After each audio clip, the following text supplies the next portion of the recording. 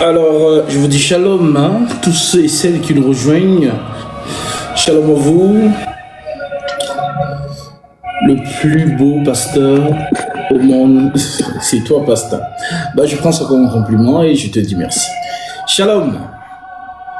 Salut mon frère, bonsoir à toi, j'espère que tu te portes bien. Très bien, par la grâce de Dieu. Bonsoir à toi. Amen. Bon, c'est parce que j'ai un petit souci. Je causais avec une amie à moi, elle m'a fait monter dans un meet là où ils échangeaient aussi sur la parole. Et j'ai constaté dans le meet que celle qui dirigeait le meet, elle a prié mais sans mettre le voile. Et donc, bon, après le meet, j'ai parlé en aparté à mon amie et je lui ai fait comprendre que moi, je sais que en priant, on doit mettre le voile. Et c'est pour ça que je suis sortie du mythe parce que je sais que j'étais pas trop d'accord avec. Et puis elle m'a demandé l'écriture. Je lui ai envoyé l'écriture de l'apôtre Paul qui disait bien que quand la femme elle se met en présence du Seigneur, elle doit mettre son voile. Et puis là, elle m'a dit un truc qui m'a un peu fait bizarre. Elle m'a dit que c'est vrai ce que Paul a écrit, mais que Paul, lui, l'écrivait à des églises bien précises. Donc, ces lettres étaient destinées à des personnes bien précises. Qu'on ne devait pas prendre ces recommandations pour des personnes, à des églises précises pour tout le monde. Et puis après, elle me dit encore que, en plus, avec la venue de Jésus-Christ, la grâce, on a été ôté de tout asservissement, un truc comme ça. Qu'avec la grâce, on est libre de faire ce que l'on veut tant que ça ne compromet pas Jésus-Christ en lui-même. Elle m'a dit un truc comme ça, que si le Saint-Esprit me guide de vas-y ma fille, prie comme ça, tu peux prier son voile, je vais prier son voile. Ça, je trouve ça un peu absurde parce que je sais que si l'Esprit dit A, aujourd'hui, demain il va pas venir dire non, ne fais pas A, fais plutôt B. En fait, c'est ça un peu, parce que là j'ai trouvé que c'est comme si l'Esprit se concrétise et tout. Et moi je lui ai juste dit, bon, si tu sais que c'est vraiment le Saint-Esprit qui te parle, qui te dit ça, vas-y, mais c'est un peu bizarre parce qu'il peut pas dire à Paul que vas-y, dis comme ça à telle personne et puis à toi il vient te dire après des années que vas-y, fais autrement. En fait, c'est juste ça que je comprenais pas bien, que est-ce que l'esprit peut, et c'est déjà que c'est faux, mais je demande quand même, est-ce que l'esprit peut se concrétiser? Et oui, en fait, c'est juste ça que je voulais demander. Alors, vous savez, il faut être lucide. Et c'est parce que vous êtes lucide que vous commencez à voir les erreurs. Ce qu'on appelle l'esprit de l'erreur. Je vais te citer cette écriture dans 1 Jean, l'épître de 1 Jean chapitre 4. 1 Jean chapitre 4, je prends le verset 6. Il est écrit, donc les apôtres, nous, c'est mis pour virgule, nous sommes de Dieu. Celui qui connaît Dieu nous écoute. Celui qui n'est pas de Dieu ne nous écoute pas. C'est par là que nous connaissons l'esprit de la vérité et l'esprit de l'erreur. Ça veut dire quoi? Ça veut dire que c'est l'enseignement que les apôtres donnent, qui est céleste et pur. Donc ceux qui écoutent les apôtres et marchent selon leurs instructions sont avec Dieu. Et ceux qui n'écoutent pas les apôtres et se laissent justement convaincre par leur rêverie ou encore leur propre science ou leurs émotions, parce qu'il y a des gens qui prennent les Écritures selon eux. À mon avis, moi je crois que vous avez certainement entendu ce genre de discours. Alors ces gens-là ne sont pas avec les apôtres, ils sont donc animés par ce que l'Écriture dit ici, l'esprit de l'erreur. Je vais les répéter. 1 Jean chapitre 4, nous sommes de Dieu. Celui qui connaît Dieu nous écoute. Donc si toi, ma sœur, tu connais Dieu, alors tu écoutes les apôtres. C'est-à-dire que ce qu'ils prêchent et ce que tu attestes, c'est un. Mais non, celui qui connaît Dieu nous écoute. Celui qui n'est pas de Dieu ne nous écoute pas. C'est par là que nous connaissons l'esprit de la vérité et l'esprit de l'erreur. Alors, une fois que ceci est dit, ton ami a juste été victime des fausses doctrines. Bah, justement, c'est l'effet de tous ces faux hommes de Dieu qui s'improvisent dans les choses du ministère, qui vont faire des formations. Parce que c'est là-bas qu'on leur renseigne cela, que si Paul avait dit ça, c'est parce que, donc il donne des précisions. Que Dieu te bénisse, mon frère, pour ton offrande. Que Dieu te bénisse, selon le psaume chapitre 20. Sois béni abondamment.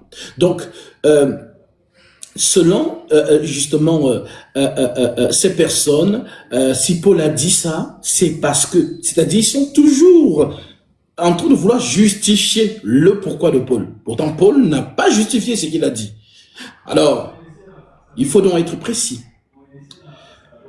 Nous partons de la loi à la grâce. Nous partons de la loi à la grâce. c'est une marche. Au lieu de dire nous partons de la loi à la grâce, je peux dire nous partons de Moïse à Jésus. Au lieu de dire que nous partons de Moïse à Jésus, je peux dire que nous partons de la servitude à la liberté. Mais l'Écriture précise, ne faites donc pas de cette liberté un moyen de vivre dans la chair. Alors, la loi est un pédagogue qui nous amène dans la réalité. Voilà pourquoi dans la loi, par exemple, on interdit, on pratique plutôt les fêtes juives. Yom Kippour, les fêtes des tabernacles, les fêtes de ceci, les fêtes de cela. Mais maintenant, en Jésus, qu'est-ce que dit l'Écriture? Je prends Colossiens chapitre 2. C'est toujours Paul. Hein? Colossiens chapitre 2. Nous sommes au verset 17. L'Écriture dit, permettez-moi, prenons à partir du verset 16. Que personne donc ne vous juge au sujet du manger et du boire, au sujet d'une fête, d'une nouvelle lune ou des sabbats. C'était l'ombre des choses à venir. Le corps est en Christ. Donc quand on fêtait le sabbat dans la loi, c'était une préfiguration de Jésus, dit Paul. Quand on fêtait la Pessa dans la loi, c'était une préfiguration de Jésus-Christ. Toutes les fêtes juives sont une préfiguration de Christ, le Mashiach. Maintenant, lorsque Christ vient, voilà pourquoi tu vas voir que les apôtres ne respectent plus le sabbat. Et les juifs vont les accuser, notamment les pharisiens. Prenons l'Écriture. Et vous allez comprendre pourquoi. Voilà pourquoi il dit qu'il faut être précis. Les gens qui ne maîtrisent pas la loi et qui s'improvisent dans le ministère de la parole vont prêcher du n'importe quoi. Donc, si tu n'as pas maîtrisé la loi, tu ne peux pas prêcher la grâce. Voilà donc pourquoi ta copine est victime. Notamment ici, si nous prenons par exemple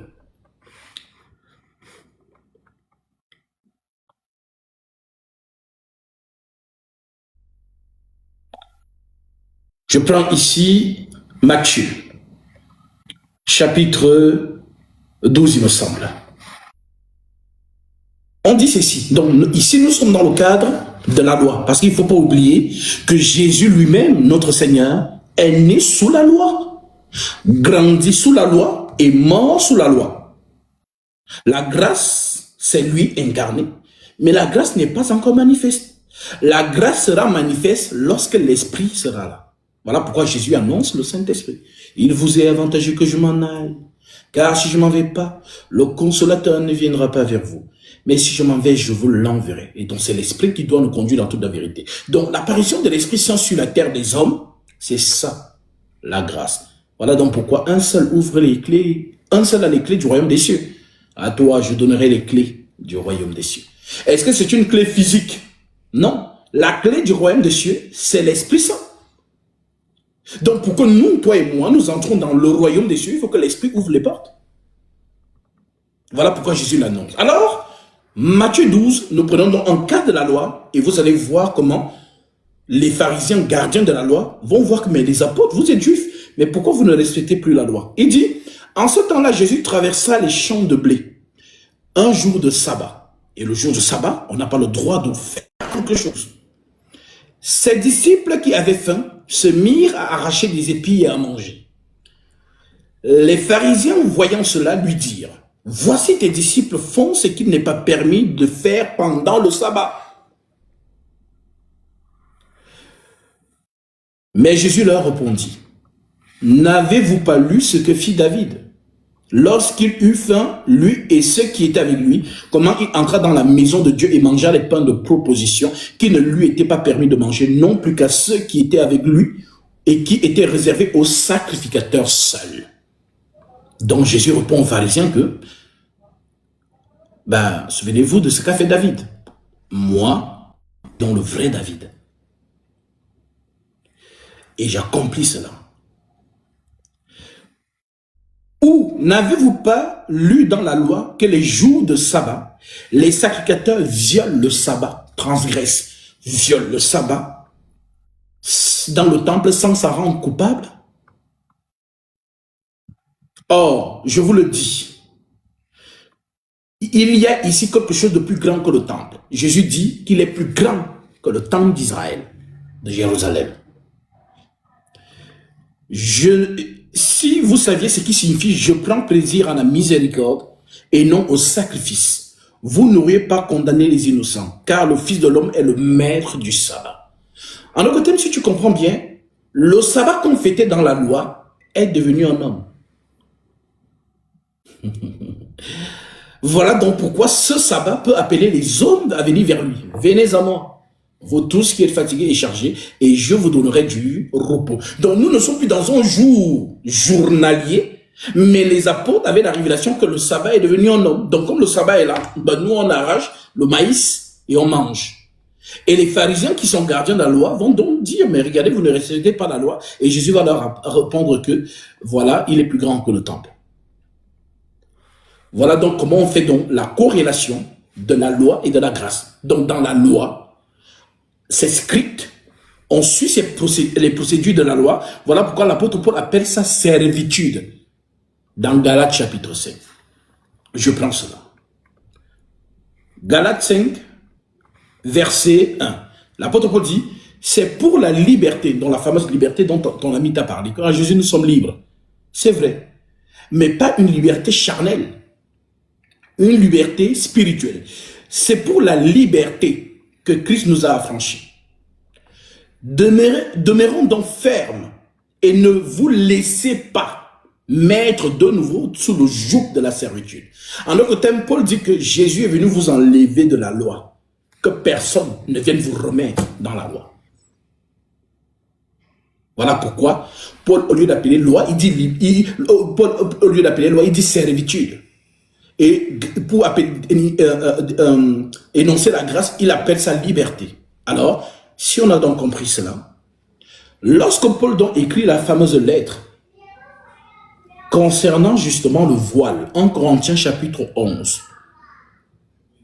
est-ce que Paul écrit selon lui, puisque beaucoup attaquent Paul? Il y a beaucoup de femmes, soi-disant pasteurs là, qui sont énervées contre Paul, en disant que Paul était misogyne, Paul n'aimait pas les femmes, voilà pourquoi il a dit ceci. Moi, je n'écoute pas Paul, moi j'écoute Jésus, disent les gens. Mon frère, attendez. Sauf que J'ai dit, elle me disait aussi que par rapport à l'écrit de Paul que la femme ne doit pas enseigner, que c'est parce que à l'église à laquelle Paul s'adressait, là-bas, les femmes avaient tendance à vouloir dire qu'elles sont plus fortes que les hommes, les trucs comme ça là. C'est ce qu'elle me disait, c'est pour ça. Est-ce que tu as cet argument? Est-ce qu'elle a cet argument scripturaire? Non. Est-ce que c'est scripturaire? Non. Voilà. J'ai posé la même question. Oui. Et ce qui n'est pas scripturaire, on appelle ça justement aller au-delà de ce qui est écrit. Pourtant, l'écriture dit n'allez pas au-delà de ce qui est écrit. Parce que l'écriture, c'est la référence du vrai chrétien ou de la vraie chrétienne. Elle s'arrête sur ce qui est écrit. Si c'est écrit, amen. Si ce n'est pas écrit, elle n'ajoute pas foi. Voilà donc pourquoi, oui, si tu lui poses la question, mais est-ce que l'argument que tu donnes là, c'est écrit que Paul, justement, avait dit que non, comme à Corinthe, les femmes étaient comme ça, c'est pour elles que je dis. Non. Si on vérifie même de plus près, lorsque Paul écrit les lettres, il ne les écrit pas à une église, à une assemblée précise. Les lettres font le tour. Voilà pourquoi il pouvait dire, lorsque cette lettre aura été lue chez vous, faites aussi en sorte qu'elle soit lue dans les églises des Laodiciens. Donc, si moi, Paul, j'écris à l'église de Paris, je dis donc à l'ancien de Paris que lorsque cette lettre aura été lue chez vous, faites en sorte qu'elle soit lue à Marseille. Lorsque cette lettre aura été lue à Marseille, qu'elle soit lue à Lyon. Lorsque cette lettre aura été lue à Lyon, je peux avoir l'écriture qui dit, où Paul dit aux autres, aux églises de faire le tour des lettres, parce que je vais lui envoyer ça. Je vais te donner ça. Merci mon frère.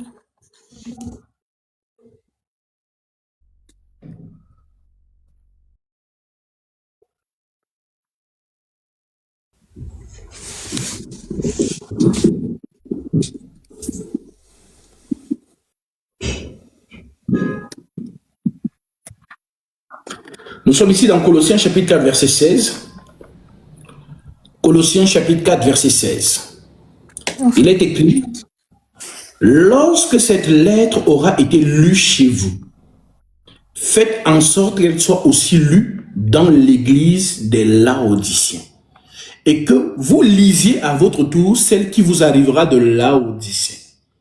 Amen. Donc, voilà pourquoi on parle de l'unité de l'esprit. Ayez le même langage, les mêmes sentiments. C'est donc ça la problématique des soi-disant églises d'aujourd'hui, où la doctrine n'est pas la même. Cela vous montre que ce n'est pas l'église de Jésus.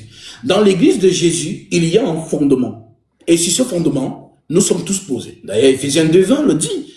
Vous avez été édifiés sur le fondement des apôtres et des prophètes, Jésus-Christ lui-même étant la pierre angulaire. Alors, cela veut dire donc que si nous sommes du corps du Christ, nous restons fidèles à ce que les apôtres nous ont prescrit. Si je prends un exemple palpable, si nous venons dans 2 Thessaloniciens chapitre 2, concernant par exemple le travail, nous sommes chrétiens. Est-ce que le chrétien doit vivre dans la paresse? Est-ce que quelle est l'attitude du chrétien vis-à-vis du monde du travail?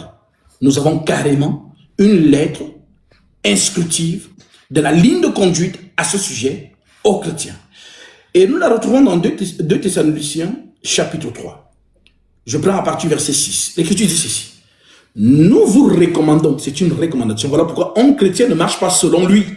Une chrétienne ne marche pas selon elle. J'ai ma relation personnelle avec Jésus. Ça n'existe pas. Jésus a une relation avec le corps de son corps, les membres de son corps. Voilà donc pourquoi on dit qu'on persévère dans l'enseignement des apôtres, dans la communion fraternelle, dans la fraction du pain, dans les prières. Donc il n'y a aucune brebis qui fait chemin seul. Oh non, je ne suis pas obligé d'être dans une assemblée. Moi, j'ai ma relation personnelle. Ça n'existe pas dans les Écritures. Ce sont des inventions. Et les gens sont convaincus que lorsqu'ils disent ce genre de phrases, pourtant ils ne sont pas en Jésus. Parce que si le bon berger qui est dans l'esprit te voit seul, il te reprend, il t'a trouvé et il te met avec les autres brebis pour que vous soyez ensemble, pour manifester la charité. Alors, nous vous recommandons, c'est une recommandation. Nous vous recommandons seulement à vous, l'église de Laodicée? Non. Seulement à vous, l'église de Paris? Non. Seulement à vous, l'église d'Éphèse? Non. Toute l'assemblée des saints, le corps du Christ. Nous vous recommandons, frères, au nom de notre Seigneur Jésus-Christ. À moins que ce soit le Jésus des saints de Jérusalem, et ce n'est pas notre Jésus à nous, c'est le même Jésus. Nous vous recommandons, frères, au nom de notre Seigneur Jésus, de vous éloigner de tout frère qui vit dans le désordre. C'est une recommandation. Et non selon les instructions que vous avez reçues de nous, dont l'Église, les saints, les chrétiens marchent selon les instructions apostoliques. Une chrétienne, un chrétien de ce temps, qui ne marche pas dans la radicalité des instructions apostoliques, n'est pas du corps du Christ. C'est pas à négocier. Donc, qui dit qu'il est disciple du Christ est celui-là qui met les Écritures en pratique. Celui qui même garde mes commandements. Voilà pourquoi Jésus peut dire dans Jean 17, verset 20, « Je me sanctifie moi-même pour eux, parlant des 12, afin qu'eux aussi soient sanctifiés par la vérité. Et ce n'est pas pour eux seulement que je prie, mais encore pour tous ceux qui croiront en moi par leur parole. » Nous devons croire en Jésus par les paroles des apôtres. Dans les instructions qu'il donne donc, la personne qui désobéit à ça n'est pas avec Jésus. Voilà pourquoi Paul peut dire, et il le certifie. Je vous rappelle, frères, l'évangile que je vous ai annoncé, que vous avez reçu, dans lequel vous avez persévéré et par lequel vous êtes sauvés, si vous le retenez tel que je vous l'ai annoncé, autrement vous aurez cru pour rien. Autrement vous aurez cru en vain. C'est ce que ça veut dire. 1 Corinthiens 15, 1 à 2. Donc, on n'est pas chrétien selon nous. On n'est pas chrétien et on marche comme on veut. J'ai brebis galeuse. C'est faux. On marche selon les instructions que les apôtres ont prescrites. Alors oui, parmi ces instructions, l'instruction concernant le travail dans l'église. Les gens qui pensent que non, les chrétiens, non, les vrais chrétiens ne sont pas des feignants, ce sont des bosseurs, parce qu'ils ont une recommandation du Christ lui-même. Nous vous recommandons, frères, de vous éloigner de tout, nous vous recommandons, frères, au nom de notre Seigneur Jésus-Christ, de vous éloigner de tout frère qui vit dans le désordre, et non selon les instructions que vous avez reçues de nous. Nous marchons selon les instructions. Ça, on a compris. Vous savez, il continue de dire, vous savez comment il faut nous imiter. Car nous n'avons pas vécu parmi vous dans le désordre. Nous n'avons mangé gratuitement le pain de personne. Dans le travail et dans la peine, nous avons été nuit et jour à l'œuvre pour n'être à charge à aucun de vous. Ce n'est pas que nous n'eussions pas le droit. L'homme de Dieu a le droit d'être à charge de l'Église. Oui. Mais maintenant, pour donner, par exemple, lorsque l'homme de Dieu arrive dans une ville et qu'il trouve que les saints sont paresseux, il peut leur donner un exemple à suivre. Et c'est ce que Paul explique. Nous n'avons mangé gratuitement le pain de personne, mais dans le travail et dans la peine, nous avons été nuits et jours à l'œuvre pour n'être à charge à aucun de vous. Ce n'est pas que nous n'eussions pas le droit, mais nous avons voulu vous donner en nous même un modèle à imiter. Car lorsque nous étions chez vous, nous vous disions expressément, si quelqu'un ne veut pas travailler, qu'il ne mange pas non plus. C'est même d'abord la loi de Genèse. Tu mangeras la sueur de ton front. Les chrétiens qui ont cru que être en Jésus, ou les chrétiennes, c'est pour que vos vies changent, je ne sais pas, non, c'est Jésus qui va venir me donner le travail. Vous êtes dans un faux Jésus. La loi de la nature est là. Celui qui plante, récolte. Celui qui ne plante pas, ne récolte pas.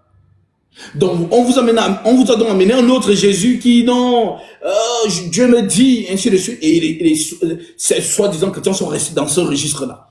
Ah, comment ça tu es en Jésus, tu n'es pas riche. Comment ça tu es en Jésus, tu n'es pas béni. Voilà les doctrines qui sont venues par la suite. Mais vous n'allez jamais voir ça dans les Écritures. Alors, car lorsque nous étions chez vous, nous vous disions expressément, si quelqu'un ne veut pas travailler, qu'il ne mange pas non plus. Nous apprenons cependant qu'il y a parmi vous quelques-uns qui vivent dans le désordre, qui ne travaillent pas, mais qui s'occupent des futilités. Nous invitons ces gens-là et nous les exhortons par le Seigneur Jésus-Christ. Donc ce n'est pas nous, c'est le Seigneur qui donne cette recommandation. Nous les exhortons par le Seigneur Jésus-Christ à manger leur propre pain en travaillant paisiblement. Pour vous, frères, ne vous lassez pas de faire le bien. Si quelqu'un, et ça c'est dans l'expression, si quelqu'un n'obéit pas à ce que nous disons dans cette lettre, vous voyez que les apôtres nous parlaient à nous les chrétiens, même si ce sont les chrétiens qui viennent en 2000, je sais pas, 45, même s'ils sont en 2060, 70, ils vont respecter les instructions suivantes. Donc c'est pas parce que les apôtres ne sont plus là que voilà, l'église est devenue n'importe quoi et chacun fait ce qu'il veut. Non. Le chrétien est celui qui marche par les instructions. La chrétienne est celle qui marche par les instructions apostoliques. Maintenant, si quelqu'un arrive à vous persuader de vous sortir de justement l'obéissance des lettres apostoliques par ses propres interprétations, alors vous avez été séduit. Vous êtes avec Satan, vous n'êtes pas avec Jésus. Alors oui. Et si quelqu'un n'obéit pas à ce que nous disons dans cette lettre, notez-le. N'ayez point de communication avec lui afin qu'il éprouve de la honte. Ne le regardez pas comme un ennemi, mais avertissez-le comme un frère. Voilà ce qu'on appelle donc l'instruction. Alors, si on revient donc sur le fameux « Oh non, Paul avait écrit ça, c'est parce que les femmes faisaient le désordre à Corinthe et c'est seulement à l'église de Corinthe qu'il avait écrit. » Où est l'écriture? Ça n'existe pas, ce sont des inventions. Alors, qu'est-ce que Paul écrit?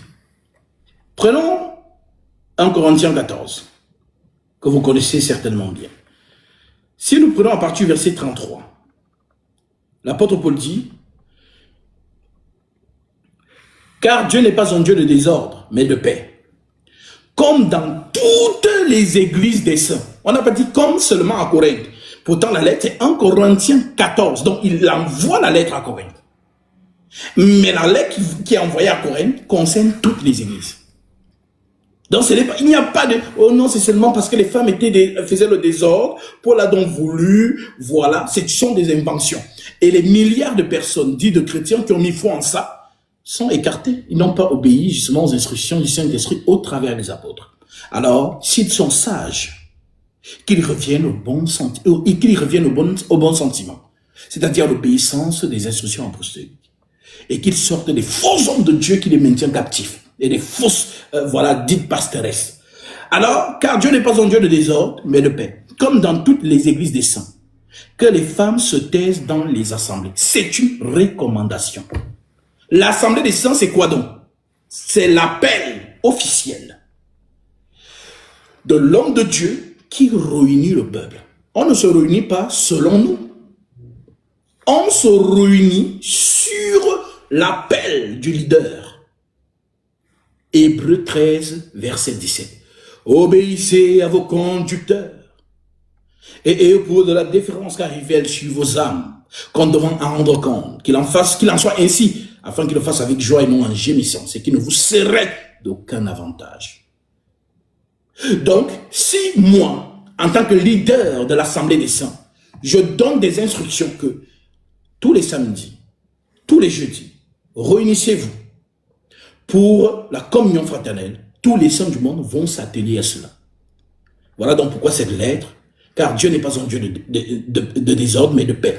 Quand on dit paix ici, ce n'est pas peace and love. Non, la paix ici, c'est l'écriture. Oui, parce que quand on dit paix, les gens pensent que non, c'est peace and love, genre le prix Nobel de la paix, quoi. Non, c'est pas ça. La paix, ce sont les écritures. Voilà pourquoi on dit que conserver l'unité de l'esprit par le lien de la paix. Donc, l'unité de l'esprit doit se faire dans la fidélité des Écritures. Parce que l'esprit, c'est l'Écriture. Et l'Écriture, c'est l'esprit. Jésus dit, les paroles que je vous ai dites sont esprit et vie.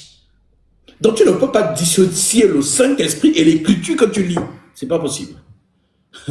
Donc, les paroles que Jésus dit sont esprit. Donc, si tu obéis à l'Écriture, tu as obéi à l'esprit. C'est ça qui veut dire donc, vivez selon l'esprit. Marchez selon l'esprit et vous ferez mourir les désirs de la chair. Car les désirs de la chair sont contraires à ceux de l'esprit. Donc, les désirs de notre corps sont contraires à celles des recommandations des Écritures. Voilà donc comment on comprend les choses. Donc, voilà pourquoi Paul dit au verset 33, Dieu n'est pas un Dieu de désordre, mais de paix. Comme dans toutes les églises des saints. Que les femmes se taisent dans les assemblées, car il ne leur est pas permis d'y parler, mais qu'elles soient soumises selon que le dit aussi la loi. Donc Paul prend la loi à témoin. Oui. Si elles veulent s'instruire sur quelque chose, qu'elles interrogent leur mari à la maison. Celle ou celui qui comprend sait déjà que la sœur en Christ doit épouser un frère en Christ. Car si ton frère n'est pas croyant, si ton mari n'est pas croyant, tu ne peux pas lui poser des questions. Donc, une chrétienne qui a le Saint-Esprit n'a même pas besoin qu'on lui dise non, ma soeur, tu ne peux pas te mettre sous le joug d'un païen, et ainsi de suite. Maintenant, si c'est le cas, parce que notamment dans 1 Corinthiens 7, l'apôtre Paul, il ne nous déconseille pas. C'est-à-dire, il ne nous encourage pas. Mais il nous dit que si on a un mari païen, non croyant, c'est précis. Parce que le musulman est un croyant, mais il croit en un autre Dieu, une autre divinité. Le bouddhiste est un croyant, il croit en une autre divinité. Donc, ça, ce n'est pas un non-croyant, c'est une croyante, mais d'une autre divinité. Alors, deux dieux ne peuvent pas dormir dans le même lit. Vous avez lu certainement Samuel. Lorsque les Philistins ont pris l'arche de l'Alliance, ils l'ont amené dans le temple de leur dieu, le dieu Dagon. Qu'est-ce qui s'est passé? On est venu trouver un des dieux par terre. Et les prêtres de ces dieux-là ont dit, mais non, notre Dieu, pourquoi tu es dans cette position? Non, tu dois être dans la même position que l'arche de l'Alliance. Ils ont remis leur Dieu à cette position. Ils sont partis. Le matin, ils reviennent. Il n'est plus seulement prosterné, mais carrément étalé par terre. Parce qu'il n'y a pas de Dieu dans une maison. Et les enfants, ils seront quoi? Chrétiens, musulmans? Ça n'existe pas. Donc une sainte, une chrétienne, bien enseignée, qui a c'est-à-dire l'ADN de l'esprit en elle, elle sait automatiquement ce qu'elle doit faire. Mais si toi, tu t'es marié bien avant de devenir chrétien, de te convertir, et que tu t'es marié avec quelqu'un justement qui a été déjà, l'Écriture te dit donc non, ne le répudie point. Mais si le non-croyant veut se séparer, qu'il se sépare. Le frère ou la sœur ne sont pas liés dans ces cas-là. Parce que, pourquoi? Tu adhères à une nouvelle doctrine, celle de Christ. Mais tu es marié avec un homme qui est d'autre obédience, d'abnégation. Les problèmes vont commencer. Puisque toi, tu voudras aller au rassemblement des saints, ton mari va te dire non. Et là, tu te dis, qu'est-ce que je dois donc maintenant obéir? À l'Écriture ou à mon mari? J'obéirai à l'Écriture. Et c'est ça la croix. Voilà pourquoi Jésus dit, celui qui aime son père ou sa mère plus que moi n'est pas digne de moi. C'est ça l'épée. Quand quand l'épée de Jésus passe dans une famille ou entre deux copines, ça va vous séparer. Je ne suis pas venu mettre la paix sur la terre, mais une épée pour mettre la division entre le père et son fils. Oui, parce que le père a inculqué à son fils des valeurs. Oh, nous, ici, chez nous, on adore ça. Donc, mon fils, voilà, continue le processus. Maintenant, le fils entend parler de Jésus, il est touché. Maintenant, il se convertit en Christ. Il délaisse donc ce que son père l'a inculqué. La guerre commence. Celui-ci, on le déshérite. Vous savez combien de chrétiens ont été déshérités, ou bien combien de chrétiennes ou de chrétiens à qui on fait des chantages. Que si tu restes en Jésus, tu n'es plus mon héritière. Ce n'est pas la blague. Donc ce que Jésus dit dans Matthieu 10, là, c'est très profond. Celui qui aime son père, sa mère, plus que moi, n'est pas digne de moi. Celui qui aime son fils ou sa fille, plus que moi, n'est pas digne de moi. Jésus dit, celui qui ne prend pas sa croix et ne me suit pas, n'est pas digne de moi. Celui qui voudra garder sa vie, ses privilèges, la perdra.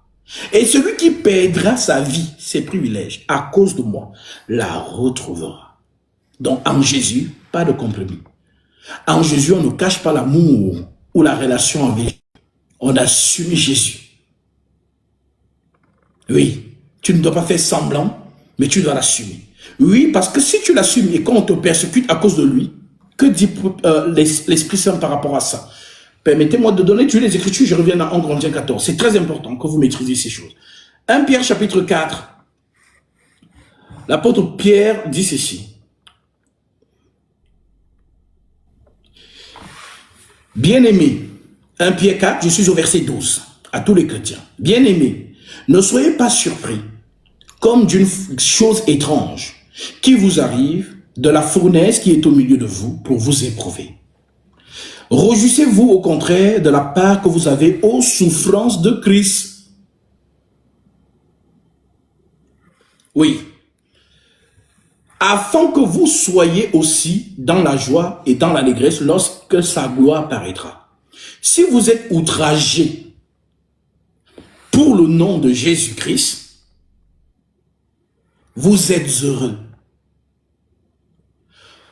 Parce que l'esprit de gloire repose sur vous.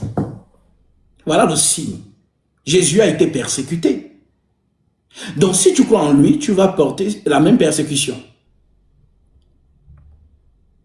Voilà pourquoi nous avons aussi la croix à porter. Nous sommes ses disciples. Et si on a haï le maître, on doit haïr les disciples. Si on a aimé le maître, on doit aimer les disciples. Voilà pourquoi Jésus pouvait dire, vous n'êtes pas du monde, comme moi je ne suis pas du monde. Car si vous étiez du monde, le monde vous aimerait. Mais comme je vous ai choisi du milieu du monde, le monde vous hait. Alors oui, tel maître, tel disciple, tel père, tel fils. Si vous êtes outragés pour le nom de Christ, vous êtes heureux parce que l'esprit de gloire, l'esprit de Dieu repose sur vous. Que nul de vous, en effet, ne souffre comme meurtrier, ou voleur, ou malfaiteur, ou s'ingérant dans les affaires d'autrui. Mais si quelqu'un souffre comme chrétien, qu'il n'en ait point honte, et que plutôt il glorifie Dieu à cause de son nom. Est-ce que vous comprenez? Donc voilà donc pourquoi avec Jésus, on ne cache pas sa relation. On assume. Parce que si tu es persécuté à cause de son nom, ben c'est un signe pour toi. C'est un signe de joie. Parce qu'à cause de ton nom, on te rejette. À cause du nom de Jésus, tu perds tes privilèges. À cause du nom de Jésus, tu as perdu ton travail.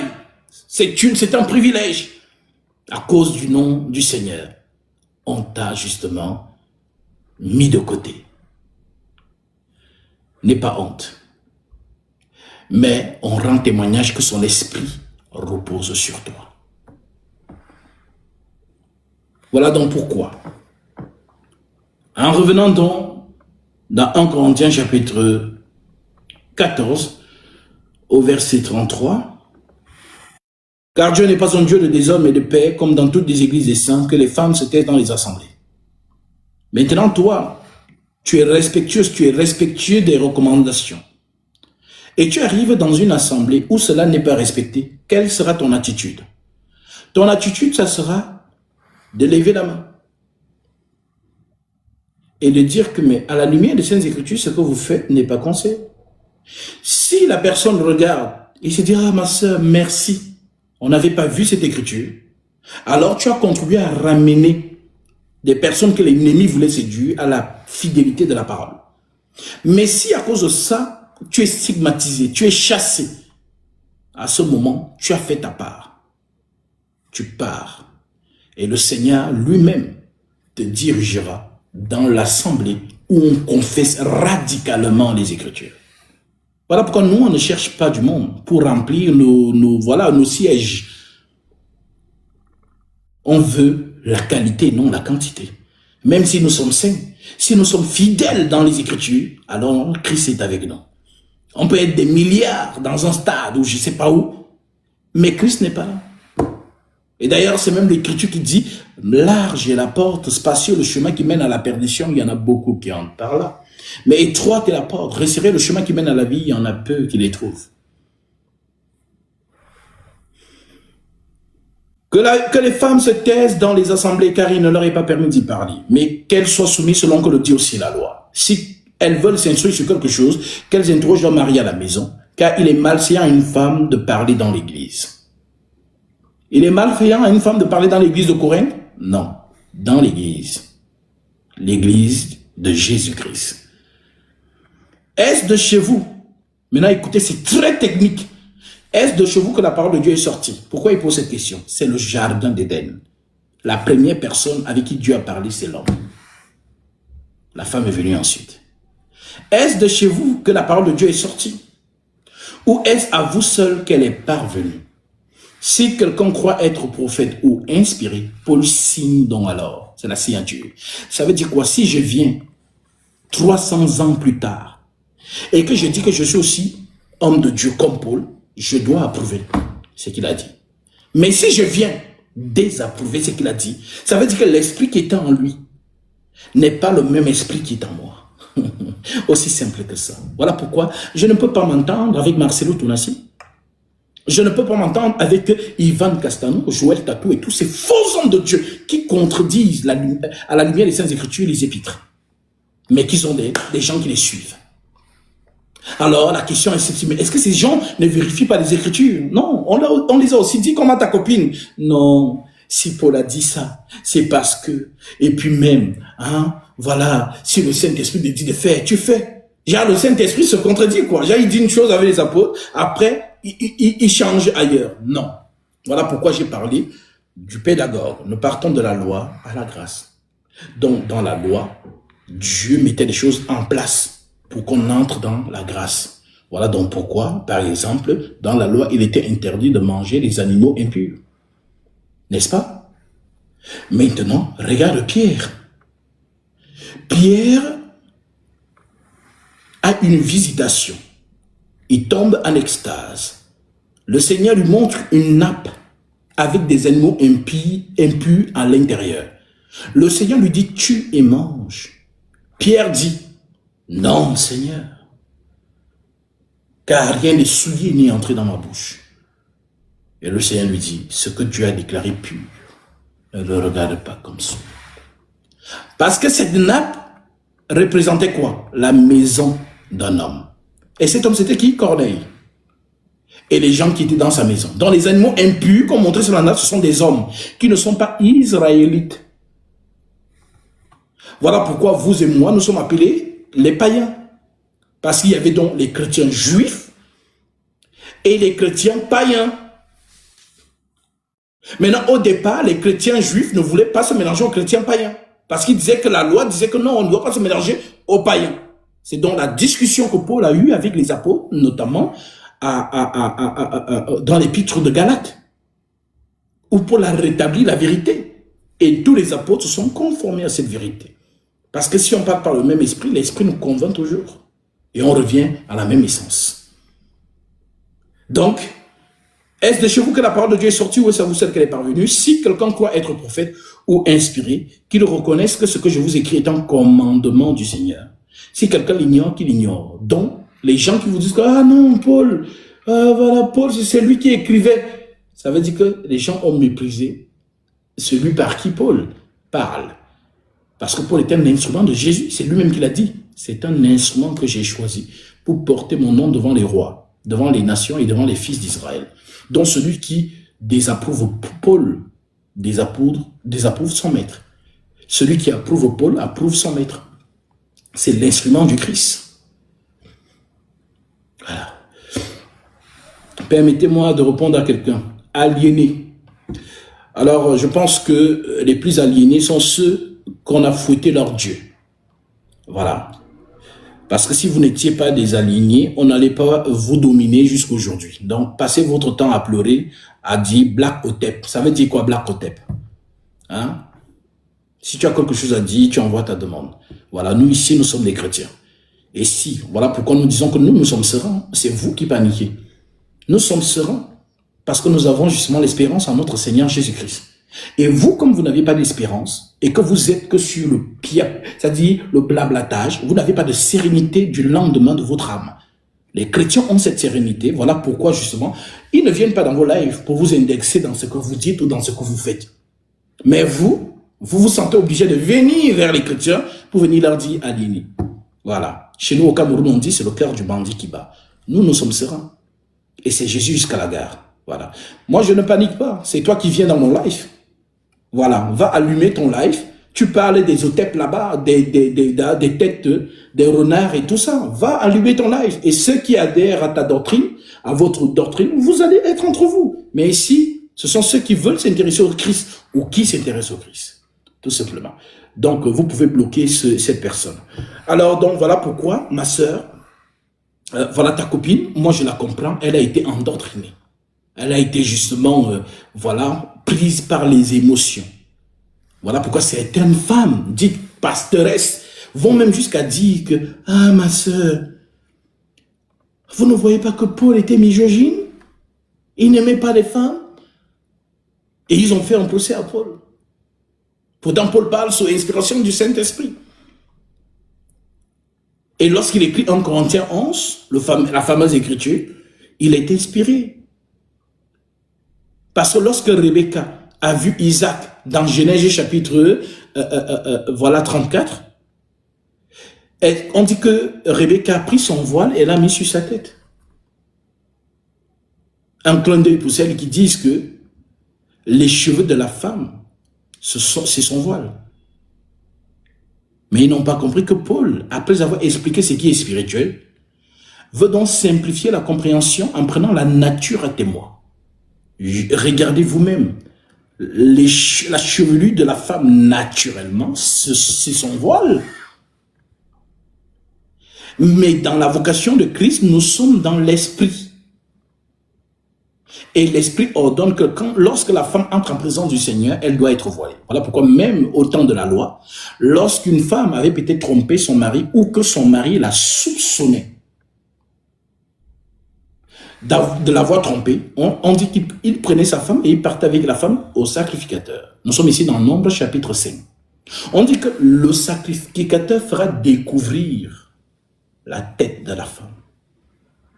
Donc, elle ne se présente pas devant le sacrificateur, la tête non couverte. Mais comme elle vient ici parce qu'on l'accuse d'avoir trompé son mari, on dit que le sacrificateur la dévoile. Prend la terre qui est sous l'arche de l'alliance, met cela dans un vase d'eau et il va faire une incantation. On appelle donc cette eau à présent les eaux de la malédiction. Mara, ce qui est amer. Et le sacrificateur va donner la coupe à la femme. Elle va la tenir en prononçant les mots que le sacrificateur va lui dire de prononcer. Si aucun homme, si étant sous la puissance de ton mari, aucun autre homme n'a couché avec toi, tu bois cette eau. Si tu n'as rien fait, rien ne va se passer.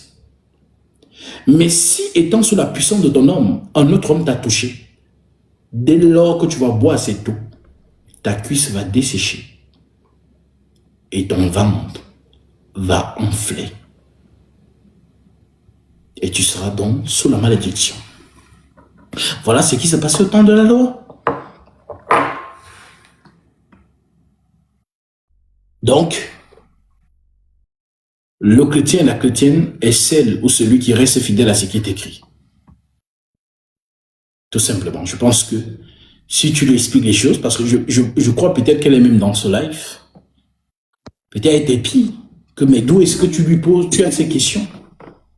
Je lui ai donné la référence, je lui ai même donné le nom de la chaîne YouTube, que si elle a le temps et tout, elle peut venir de temps en temps, elle écoute les vidéos, elle prend les enseignements, parce qu'elle a quand même dit que elle était vraiment bénie, parce qu'on a beaucoup échangé, vous voyez, elle a dit que vraiment, j'ai quand même parlé, il dit que ça vient pas de moi, je suis un monsieur là, le frère Gasby, et vraiment, il t'explique vraiment les Écritures, parce qu'il y a des passages que je lisais aussi comme ça, je passais, mais quand vous prenez ça et que vous parlez encore bien, il peut dire, ah oui, c'est vrai, le lien, bon, en fait, oui, faites bien comprendre un peu les Écritures et tout.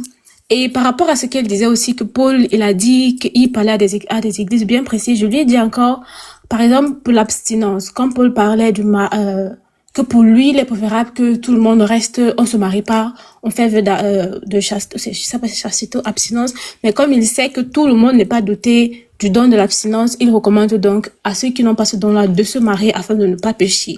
Là, il a bien dit un truc, et puis il a donné une exception, genre quand il y a exception, il donne l'exception. Mais quand il y a pas, il y a pas. La femme doit se voiler tout court. Quand on doit mettre le voile, il n'a pas précisé, donc ça veut dire qu'il n'y a pas d'autre chose. Quand il faut préciser, il précise. En fait, c'est ça que je lui ai dit comme ça et tout. Oui. Parce que, en fait, dans le 1 Corinthiens 11, Paul explique tout dedans. Ce sont les gens qui sont têtus et qui veulent faire qu'à leur tête, par émotion. Vous savez, prêcher par les émotions, ça donne, parce que la chair ici, elle aime l'émotion, elle absorbe l'émotion. Voilà pourquoi la personne qui n'a pas crucifié la chair peut refuser l'écriture à cause de son état d'âme, de ses émotions ou de ses sensations. Mais l'écriture, celui qui a pour les écritures pour maître, celui-là laissera toujours l'écriture dominer sur lui ou sur elle. Voilà le chrétien qui justement a renoncé à lui-même. Alors, au début même de l'écriture, qu'est-ce que Paul dit? Soyez mes imitateurs comme je le suis moi-même de Christ. 1 Corinthiens 11. Maintenant, écoute au verset 2. Je vous loue, donc Paul félicite les saints. Je vous loue de ce que vous vous souvenez de moi à tous égards et de ce que vous retenez mes instructions telles que je vous les ai données. Paul félicite les saints. Donc, toute personne qui garde fidèlement ce que Paul nous conseille, nous donne comme référence, comme instruction, Paul félicite ces personnes. Maintenant, ceux qui vont au-delà ne sont pas avec le Seigneur. Je vous loue de ce que vous vous souvenez de moi à tous égards et de ce que vous retenez mes instructions telles que je vous les ai données. Je veux cependant que vous sachiez que Christ est le chef de tout homme et que l'homme est le chef de la femme. Donc, il faut donc être brisé en Christ pour accepter cette écriture. Parce que celle qui dit qu'elle est féministe, ça ne passe pas. Donc, croire en Jésus, c'est justement renoncer à soi-même. Mais je bénis le Seigneur pour toute femme qui justement a laissé dominer l'écriture au détriment de ses émotions à elle. Je veux cependant que vous sachiez que Christ est le chef de tout homme, que l'homme est le chef de la femme et que Dieu est le chef de Christ. Même ça crée des débats.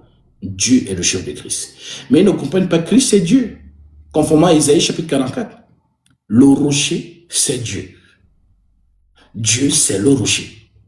Le rocher, c'est Dieu. Dieu, c'est le rocher.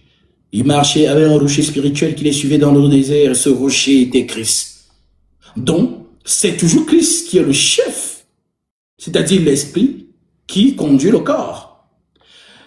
Il continue en disant, tout homme qui prie, donc moi qui suis là, tout homme qui prie ou qui prophétise, parce que là je suis en train de prophétiser.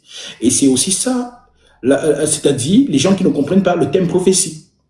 Ça veut dire que quand ils entendent prophétie dans les Écritures, pour eux c'est seulement « Oh, Dieu me dit ». Non.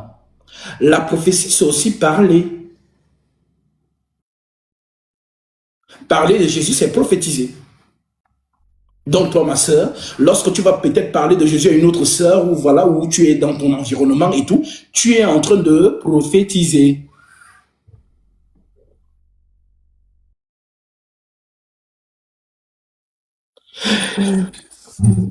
Voilà donc pourquoi Tout homme qui prie ou qui prophétise la tête couverte déshonore son chef. Toute femme, au contraire, qui prie ou qui prophétise la tête non voilée déshonore son chef. C'est comme si elle était rasée. C'est comme si elle était rasée. Car si une femme n'est pas voilée, qu'elle se coupe aussi les cheveux. C'est dit. Si une femme n'est pas voilée, qu'elle se coupe aussi. Donc il y a le voile et il y a les cheveux. Donc on dit donc que si elle n'est pas voilée dans cette circonstance de prière et de prophétie, qu'elle se coupe aussi les cheveux. Car si une femme n'est pas voilée, qu'elle se coupe aussi les cheveux. Or, si il est honteux pour une femme d'avoir les cheveux coupés ou d'être rasée, qu'elle se voile. L'homme ne doit pas se couvrir la tête puisqu'il est l'image et la gloire de Dieu, tandis que la femme est la gloire de l'homme. En effet, l'homme n'a pas été tiré de la femme, mais la femme a été tirée de l'homme. Donc, nous sommes toujours dans Genèse. La première personne à donner la vie, c'est l'homme en fait. Donc la femme est tirée de l'homme, c'est ce que Paul explique. La femme a été tirée de l'homme. Mais Paul dit encore quelque chose, il dit, tandis que la femme est la gloire de l'homme, en effet l'homme n'a pas été tiré de la femme, mais la femme a été tirée de l'homme. Et l'homme n'a pas été créé à cause de la femme, c'est la femme qui a été créée à cause de l'homme. C'est pourquoi la femme, à cause des anges, doit avoir sur la tête une marque de l'autorité dont elle dépend.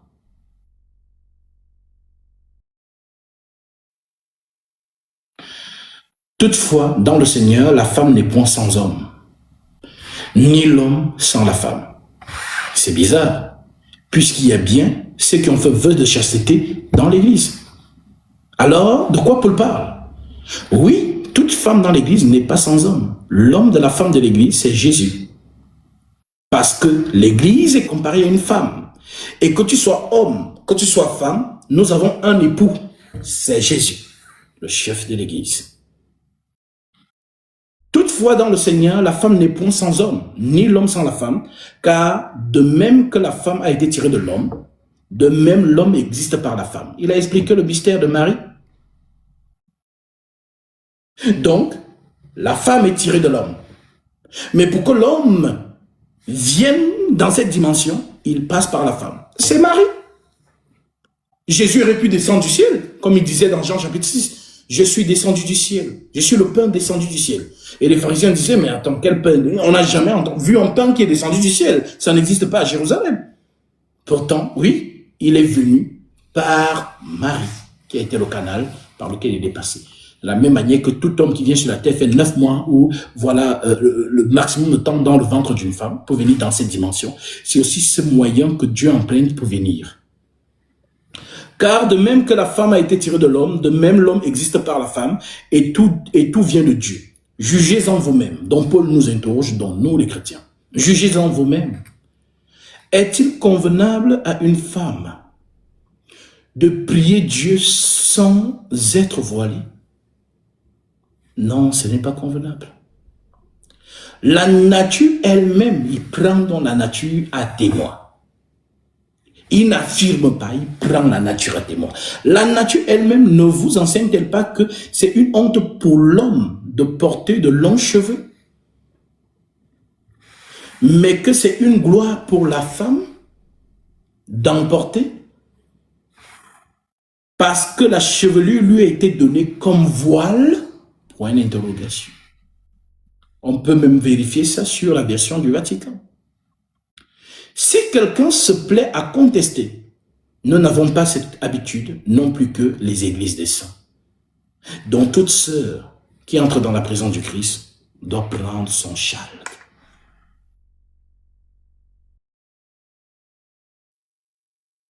Jésus est Dieu. C'est un roi à qui on donne, si devant les rois du monde, Des femmes de président, Macron est parti avec sa femme, je ne sais pas où là-bas. On lui a donné le voile que met sur ta tête. Là, Macron n'a pas dit non, nous en France, nous sommes libérés. Non. Il a respecté cela, la femme a mis le voile. Même dans nos sociétés africaines, lorsque tu vas rencontrer un chef de village, la femme mettra un voile. Juste pour l'instant où elle va saluer le roi ou le chef. Et même dans nos sociétés, la femme ne croise pas les jambes devant le roi, devant l'autorité.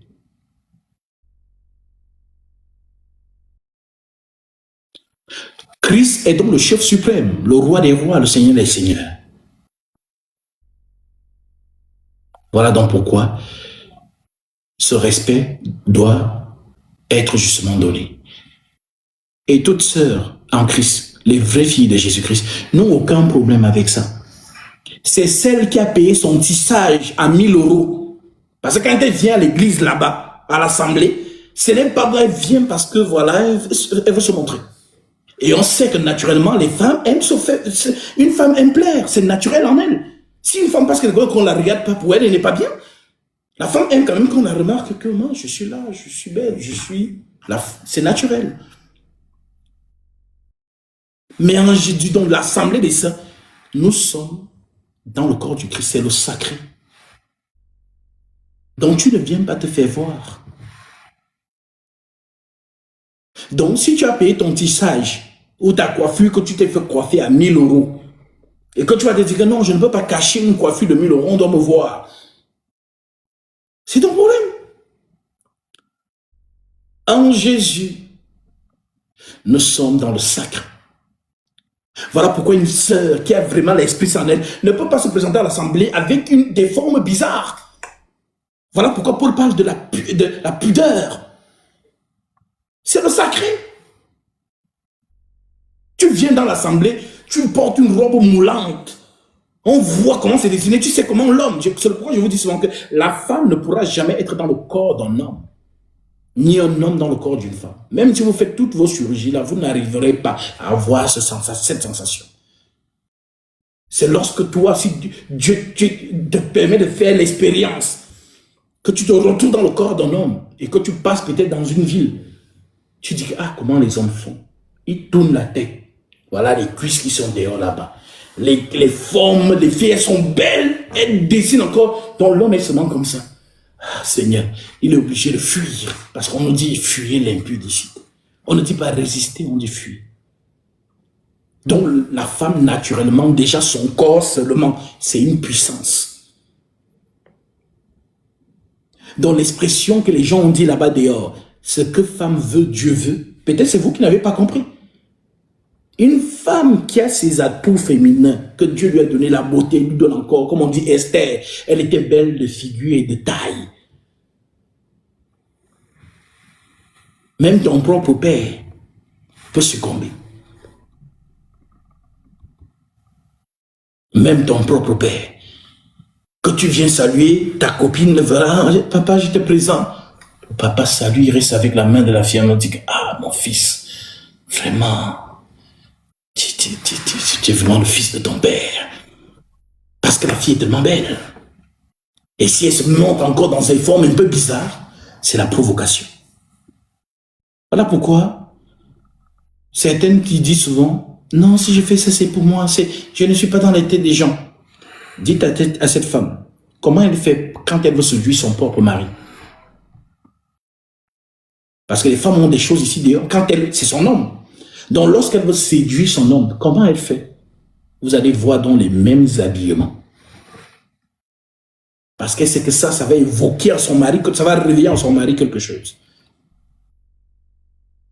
Alors si elle s'habille comme ça avec son mari, le fait de passer comme ça à l'extérieur, mais c'est de mettre les autres hommes dans, voilà, le désir. Et Jésus dit donc, voilà pourquoi il dit cette fameuse phrase, si un homme regarde une femme et la convoite dans son cœur, il a déjà commis adultère avec elle. Mais on ne commet pas l'adultère avec une femme célibataire. c'est avec la femme mariée qu'on commet l'adultère. Donc, la pensée de Jésus est, on ne doit pas regarder la femme de son prochain avec désir. Mais la femme célibataire, on peut l'apprécier. Et si on l'apprécie, on va la chercher pour l'épouser. Parce qu'on personne ne marie une femme les yeux bandés, ça n'existe pas. Oh non, non, elle est spirituelle, ça me va. Ça, ce n'est pas la prière que tu vas mourir. Voilà pourquoi il faut faire la part des choses. Vous savez, nous enseignons des choses très sérieuses. Les gens se retrouvent dans les mariages où justement l'homme n'a plus l'attirance pour sa femme, ou la femme n'a plus l'attirance pour l'homme. Oh non, voilà, c'est un homme vraiment, il priait beaucoup. Ce n'est pas le mari, ce n'est pas la prière. Voilà pourquoi Paul fait la distinction, même dans 1 Corinthiens 7, il dit, ne vous privez pas l'un de l'autre. Donc le mariage là dans la maison, là, c'est vous devez vous attraper. Ne vous privez pas l'un de l'autre. Si ce n'est donc commun accord pour un temps pour vaquer à la prière, puis retourner ensemble de peur que Satan ne vous tente par votre incontinence. C'est écrit. Donc quand Paul dit là que non, tu as évoqué cela, que si ce n'était que pour lui, il encourage les chrétiens de ne pas se marier. Parce que ceux qui se marient auront des tribulations dans la chair. Mais le même Paul dit, pour éviter l'impudicité, que chacun ait sa femme et que chaque femme ait son mari. Que le mari rende à sa femme ce qu'il lui doit. Parlant des choses de la chambre. Et que la femme agisse de même avec son mari. La femme n'a pas autorité sur son propre corps, mais c'est le mari. Et pareillement, le mari n'a pas autorité sur son propre corps, mais c'est la femme. Il parle des choses de la chambre. Je pense que vous comprenez.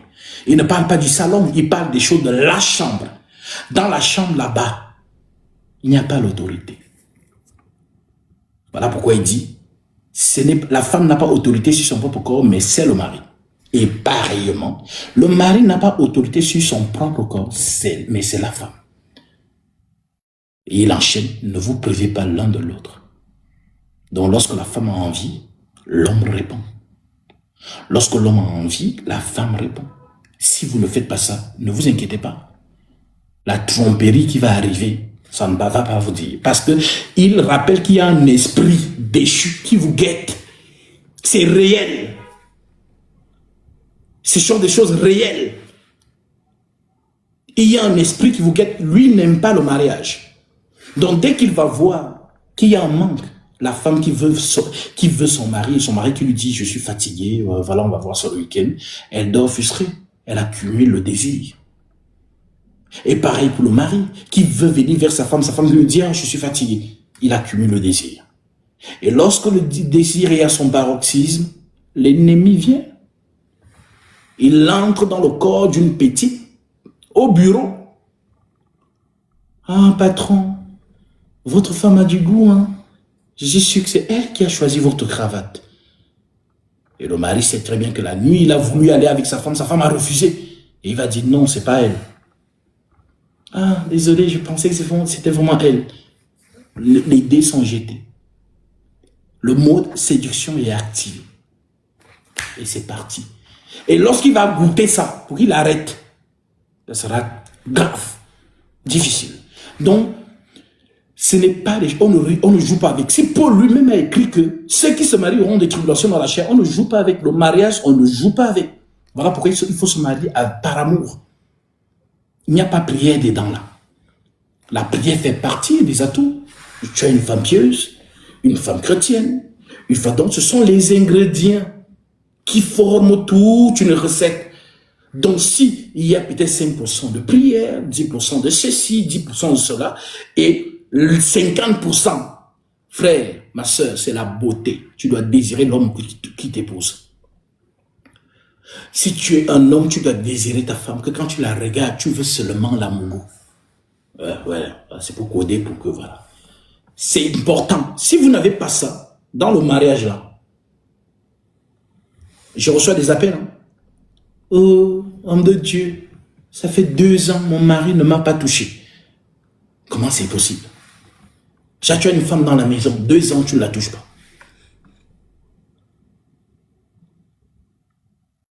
C'est grave. Ou alors tu vas voir un homme motivé avec sa femme au début, après, plus rien. Et les femmes entrent dans un régime, mais qu'est-ce qui se passe? Qu'est-ce qu'il y a sur moi? Je n'excite pas mon mari, il ne me regarde même pas, j'ai fait peut-être une belle coiffure, voilà, je me suis rendu pauvre, j'ai mis une belle tenue, il ne me regarde pas. Ou bien même il arrive, il mange sa nourriture, après il va dormir. Ça frustre les femmes dans les foyers. Donc, ce n'est pas quelque chose à négliger dans le monde chrétien. Il faut enseigner sur ces choses. Pour que le chrétien, la chrétienne sache que non, si je veux me marier, je dois avoir le désir pour le frère qui vient vers moi. On ne se marie pas pour essayer. Parce qu'en Jésus, il n'y a pas de divorce. Surtout que vous dites que vous êtes chrétien, chrétienne. On dit donc que seul le non-chrétien peut se séparer. Voilà pourquoi les chrétiens disent, si le non-croyant veut se séparer, qu'il se sépare. Le frère ou la sœur ne sont pas liés dans ces cas-là. Donc, on privilégie toujours le frère et la sœur en Christ. Maintenant, si vous deux, vous êtes frères et sœurs en Christ, et que vous êtes mariés, oh non, vraiment, ça me fait. La personne qui parle, c'est le païen. Ce n'est donc pas un jeu. Il faut bien réfléchir. C'est pas un jeu. Et puis, ce n'est pas Dieu. Oh non, je vais prier pour que Dieu me montre. Ce n'est pas Dieu. Dieu t'a donné les yeux pour voir et l'esprit pour discerner. Parce que quand ça se gâte, tu ne vas pas dire, oh non, mais pourtant Dieu m'avait dit que c'était ma femme, non. Comme les gens vous glagonnent, non, Dieu m'a dit que tu es ma femme. Ne mettez pas Dieu dedans. Quand ça va se gâter, tu vas dire que non, c'est Dieu qui t'avait dit. Et quand Dieu fait quelque chose, il le fait bien. Sauf s'il veut t'enseigner. Voilà donc pourquoi Paul écrit ces choses et cela concerne toute l'Église, pas seulement l'Église de Corinthe. Voilà, donc vraiment, je bénis l'Éternel pour les jeunes filles comme vous, lucides dans l'esprit et rigoureuses avec les Écritures. Vous allez voir que vous voyez les lacunes de tous ces faux hommes de Dieu que les gens pensent qu'ils sont importants. Pourtant, ce ne sont pas les hommes de Dieu. Parce que vous voyez toutes leurs erreurs dans la doctrine. En effet, mon frère. Je vous remercie pour avoir éclairé. J'ai noté tous les versets que vous avez lus là, donc je pense que, je crois le prochain meet là, c'est mardi, je vais monter, bon. Amen. Amen, mon frère. Shalom à vous. Je ne sais pas comment on descend, je ne sais pas si vous pouvez... Oui, je vais te faire descendre. Merci.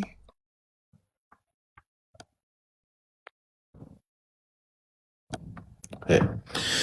Donc, voilà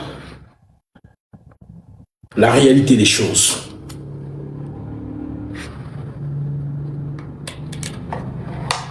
Permettez-moi.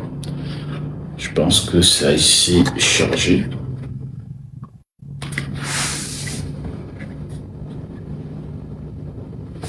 Alors, je vais voir si...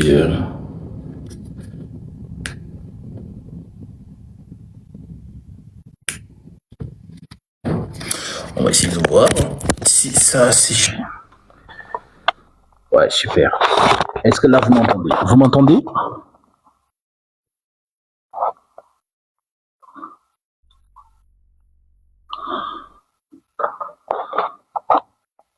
C'est limpide. C'est mieux ou c'est... Voilà, c'est pareil?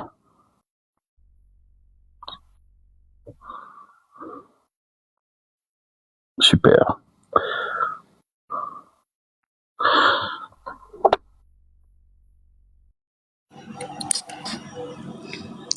Shalom mon frère. Shalom ma soeur. J'ai une petite question par rapport à ce que vous venez de dire, surtout à vos fins. Oui.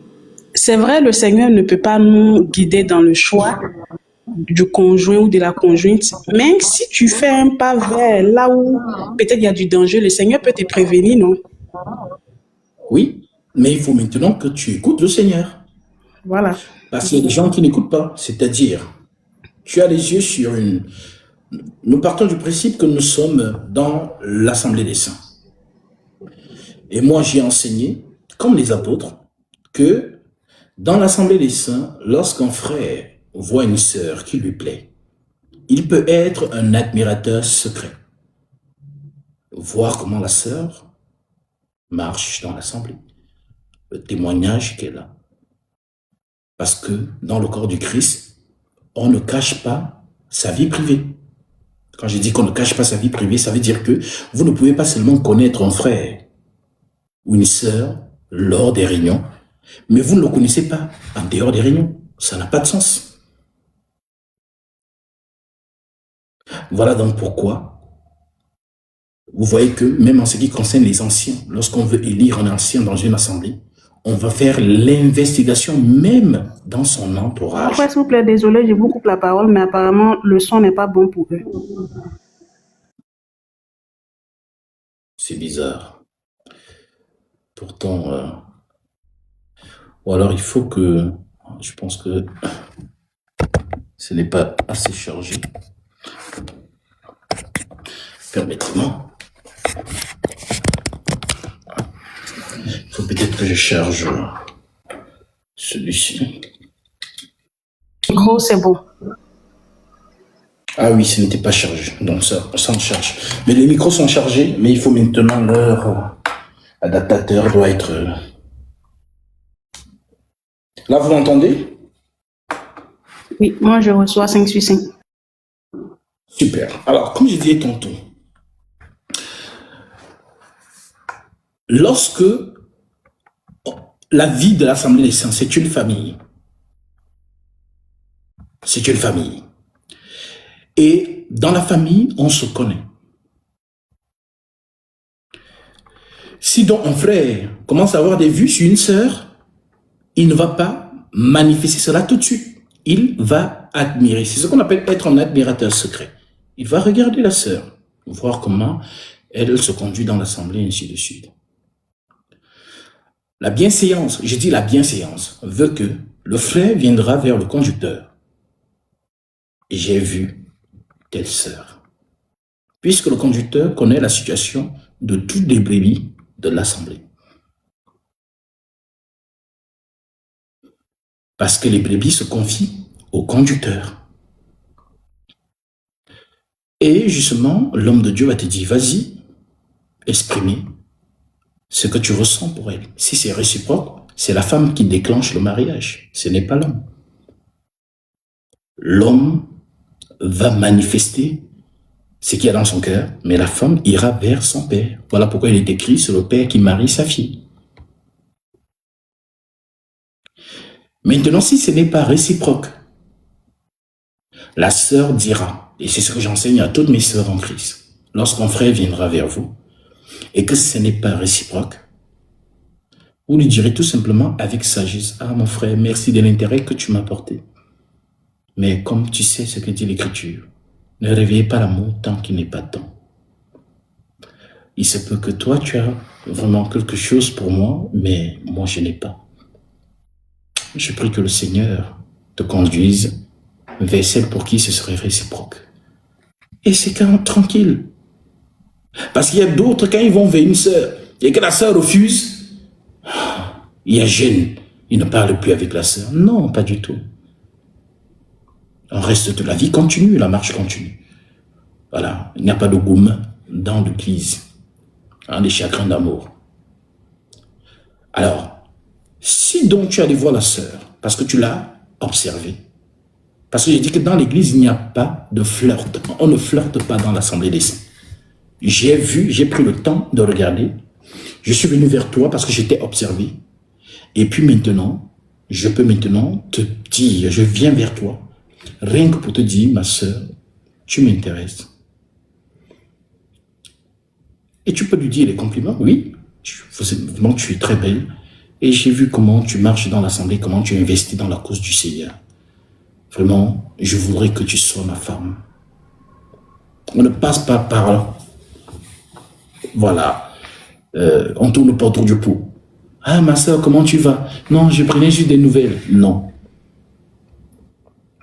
La soeur même va commencer à soupçonner que, ah, mais le frère, il m'appelle un peu trop. Donc, il faut être vrai et direct. Maintenant qu'elle a l'information, qu'elle te plaît, et que tu veux qu'elle soit sa femme, si c'est donc réciproque, elle va peut-être te dire, donne-moi du temps. Ou alors, elle va te répondre tout de suite, j'accepte d'être ta femme. Et la bienséance va faire en sorte qu'elle viendra vers le conducteur. Ah, tel frère s'est présenté à moi. Il m'a avoué ses sentiments, il m'a demandé d'être sa femme et j'ai accepté. Et le conducteur va dire à la sœur que maintenant que vous avez accepté, vous êtes sûr? Oui. Alors tu dois aller voir ton père.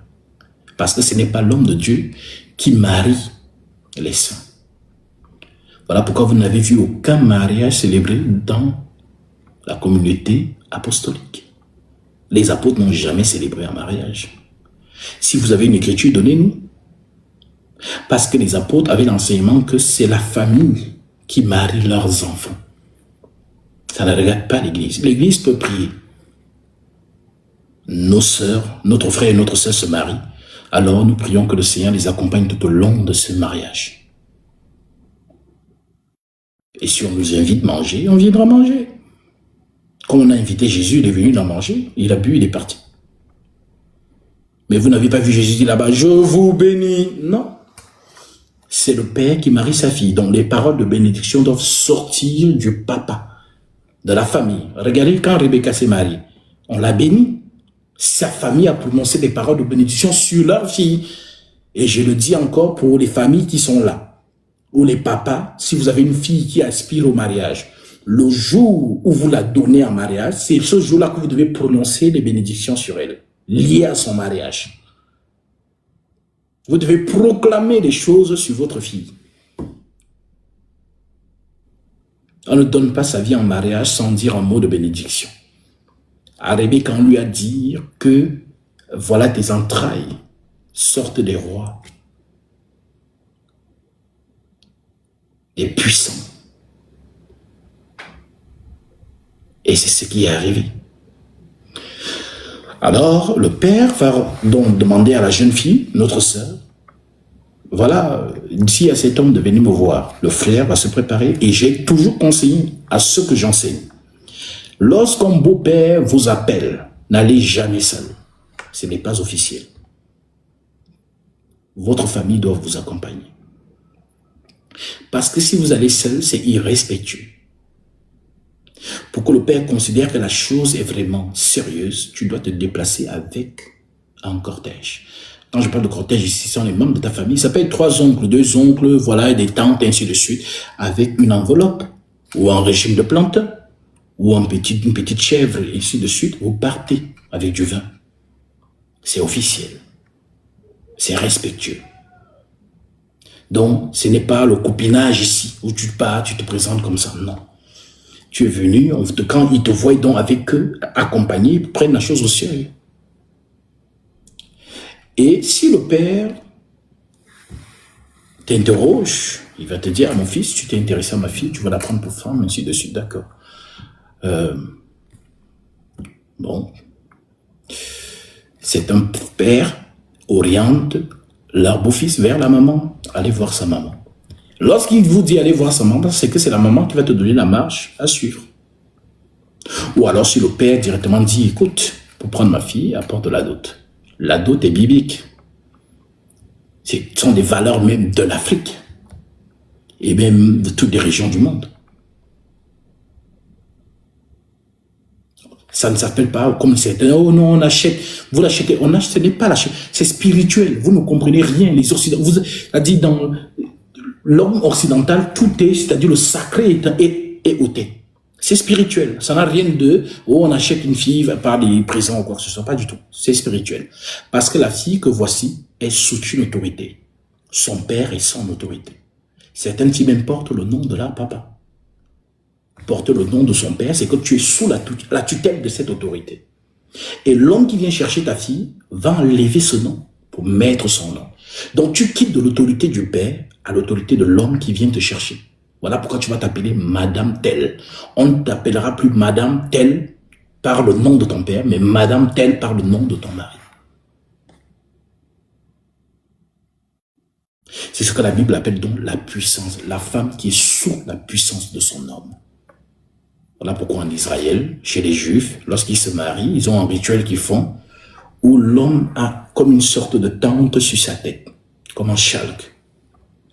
Et il prend donc sa femme dans son châle, ou bien dans sa tente. C'est ce qu'on appelle me prendre sous ton aile. Et vous allez voir dans les psaumes, couvre-moi de ton aile, ô Éternel. Ça veut dire que l'homme te prend sous son autorité. Tu es sa protégée.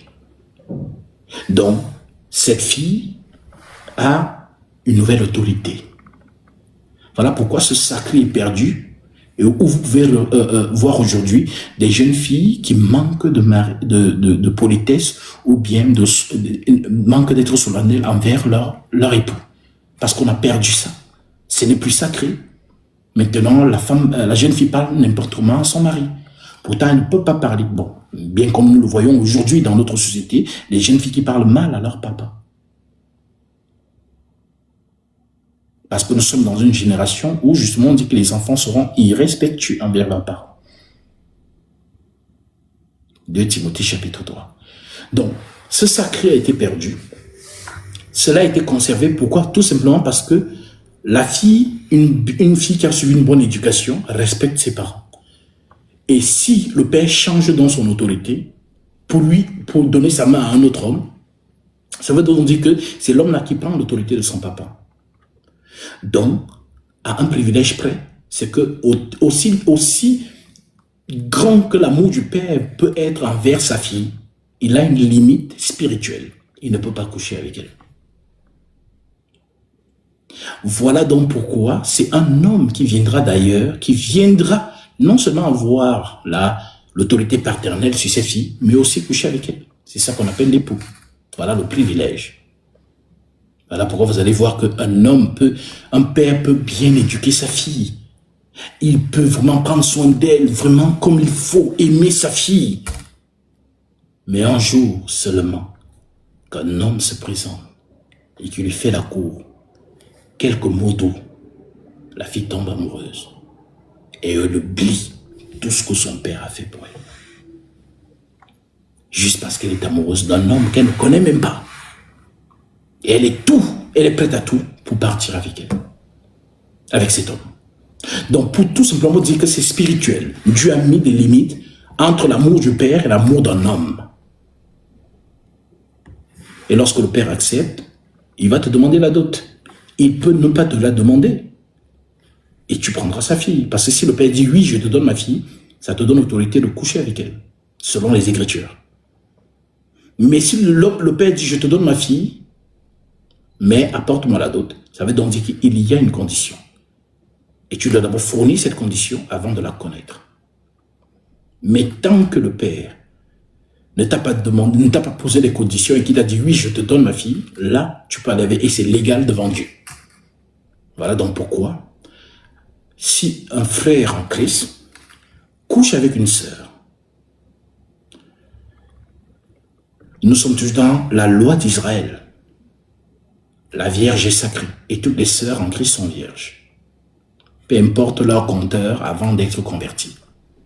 Peu importe ce qu'elle a fait, dès lors qu'elle se convertit, qu'elle entre dans les eaux du baptême, c'est une nouvelle créature. Elle est donc considérée ainsi. D'où le fait donc que un frère ne doit pas aller vers une sœur et la déshonorer. Maintenant, s'il l'a fait, il doit réparer. Et la réparation, c'est de la prendre automatiquement pour femme. Mais sauf qu'il y a un problème. C'est que ici, c'est le corps du Christ. Mais il se peut que la famille n'a rien à voir avec le Christ. Et ils ne seront pas prêts à appliquer cette réparation.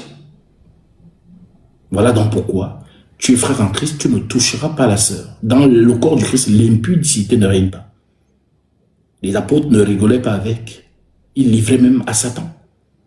On ne touche pas une sœur en Christ. Ou une sœur en Christ ne peut pas aller séduire un frère. C'est du sacré. Donc, je ne sais pas comment c'est possible que l'homme de Dieu couche avec les sœurs de la sœur. Je ne sais pas par où ça passe. Il a dit, toi le berger, tu es en loup, déguisé, tu manges les sœurs. Ah non, c'est pas possible. Même si tu ne peux pas. Parce que tu es comme le père, tu es comme celui que le serviteur que le maître a mis pour garder son troupeau. Si donc celui à qui on a donné le troupeau commence à manger le troupeau, c'est grave. Donc c'est sacré. On a peur de ça. C'est le peuple de Dieu. C'est sacré. Alors, lorsque justement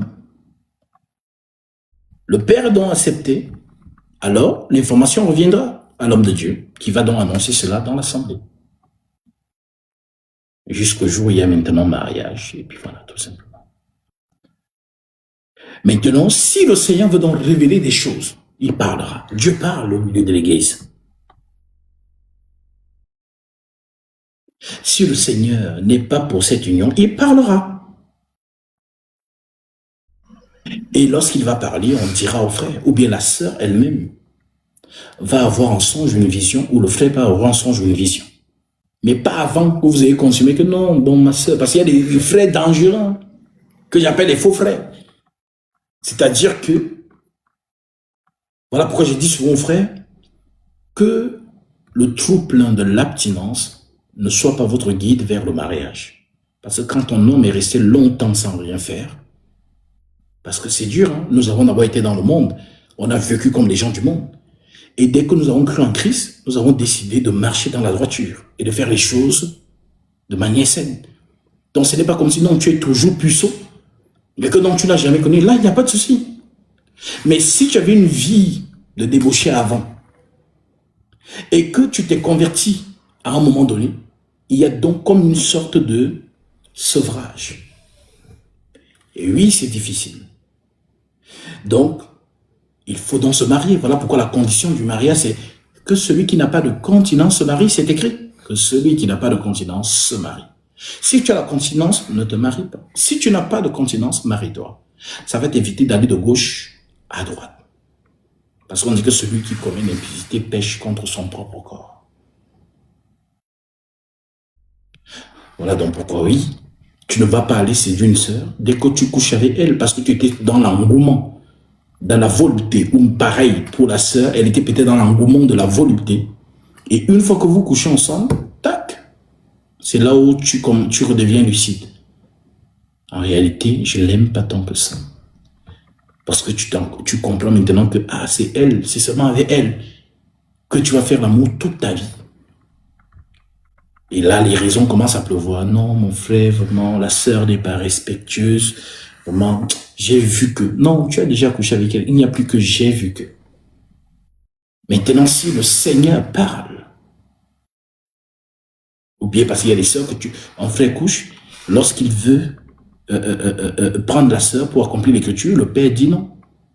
Nous avons ce genre de cas de figure. Le père dit non, il ne veut pas. On ne va pas forcer le père. Il n'y a donc pas mariage. Le frère va être orienté ailleurs. Donc, oui, ma sœur, Dieu peut me parler. Mais si Dieu ne parle pas, Dieu nous a donné les yeux et le discernement. J'observe une sœur, elle me plaît, je vais vers elle. Pareil pour les sœurs. Si vous avez un frère qui vous plaît, allez vers le frère ou alors venez voir l'homme de Dieu. L'homme de Dieu, il y a le frère tel là qui m'intéresse. Je veux qu'il soit mon époux. Comme la fille de Saoul a demandé David. Donc, en Jésus, on est direct dans ces choses. On ne page pas. En plus, en Jésus, c'est facile. On ne page parce qu'il y a des hommes, il va d'abord tourner autour du pot. Allons, on va au restaurant. Toi, tu es sûr que non, pourtant, non. En Jésus, on est direct. Ma sœur, je t'aime. Je veux que tu sois ma femme. Tu me plais beaucoup. Et si c'est réciproque, c'est déclenché. Si ce n'est pas réciproque, voilà, la marche continue. Tout simplement. Ok, merci beaucoup mon frère. J'ai posé la question parce que, tel que vous venez de le décrire, ça m'est arrivé en fait. Donc quand moi j'ai eu le songe, j'ai déposé de côté jusqu'à ce que ça s'accomplisse et que la personne sorte de l'assemblée. Donc du coup, j'ai compris par là que quand tu peut-être en train de faire mauvais pas, le Seigneur peut te faire revenir. Exactement. Exactement. Parce que c'est très dangereux. Et comme je le dis toujours, vous vous rencontrez en Christ, si l'ennemi entre dans le cœur de l'un et part, comme on dit, n'abandonnez pas votre assemblée. Si l'ennemi entre dans les camps de l'un, votre amour là n'est pas plus fort que le Christ. La sœur va dire à son nom, oh non, si tu pars, pars. Hein. L'Écriture dit, si le non-croyant veut se séparer, qu'il se sépare. Moi, je reste dans l'assemblée des saints. Donc, il faut être très lucide dans l'esprit. Ce sont des choses qu'on n'enseigne pas beaucoup, mais beaucoup des jeunes chrétiens, ceux qui aspirent au mariage, des jeunes chrétiens, ont besoin d'être enseignés sur le cas du mariage avant de s'y lancer. Parce que c'est qu'on vit dedans. Moi, je peux vous dire, dans ma position d'homme de Dieu, les appels que j'ai, les retours que j'ai, les cas que je gère en inbox, mais c'est pas facile. D'où le fait que même l'homme de Dieu lui-même, pour se marier, c'est pas une question de beauté. Vous connaissez Gatsby. Voilà, si c'est seulement une question de beauté, là, je vous sors une top modèle, tout de suite. Elles sont pleines là-dedans. Mais je sais que je porte un bâton qui pèse. Et je ne peux pas me permettre d'avoir une femme qui va seulement rester dans la chair. Voyez-vous? Donc, c'est le pourquoi certaines personnes me voient, mais toi, tu es toujours là, tu es seul. Ouais, je reçois de ces messages en inbox et les gens sont sur ma vie comme si, hein, ouais, toi, tu es toujours seul. Hein, voilà. Ouais, ta femme, tu n'es pas marié, marie-toi. On ne se marie pas pour se marier. Surtout lorsqu'on a un lourd bagage. Il faut une femme qui est justement destinée à ça. Voilà. Et puis voilà, si voilà le Seigneur veut te maintenir célibataire, il te donnera aussi les capacités de pouvoir rester ainsi. Mais si le Seigneur t'appelle à te marier, un jour ou l'autre, tu verras celle qu'il te faut et qui comprend le bâton que tu portes. Parce que si la personne ne comprend pas le bâton que tu portes, la personne va réclamer ta présence. Mais toi, tu es homme de Dieu. On dit homme de Dieu. Ça veut dire que je peux être en plein restaurant avec ma femme, en train de profiter de la life. J'ai un cas de figure, je dois partir. Et si elle n'est pas prête à accepter ça, elle n'est pas faite pour se marier avec un homme de Dieu. Donc, elle, comme moi, nous devons porter le bâton ensemble. Et lorsque Dieu me sollicite, elle ne peut jamais se fâcher que, oh Dieu, je sollicite trop mon mari. Ah, vraiment, la sœur là, elle appelle trop. Le frère là, il appelle trop. Toujours, non, tu es aussi une fille de famille. Il n'y a pas de ça. C'est l'homme de Dieu. Voilà pourquoi, lorsque Jésus arrive, Pierre était marié, avait des enfants. Avez-vous vu une seule écriture où Jésus dit à Pierre, mais Pierre, tu n'es pas marié? Tu es tous les jours avec moi. Moi, je suis célibataire, hein, Pierre. Toi, tu es tous les jours avec moi. Je monte, je descends, tu es avec moi. Mais rentre un peu chez toi, chez ta femme. Mais Pierre a dit à Jésus une chose. Seigneur, voici que nous avons tout quitté pour te suivre. Quelle sera notre récompense? Jésus promet donc, vous obtiendrez vos centipes sur terre et dans le ciel. Donc, comme le Christ le dit, il n'y a personne qui met les mains à la charrue et qui regarde en arrière. Est-ce que vous connaissez cette écriture? Je vais vous lire ça.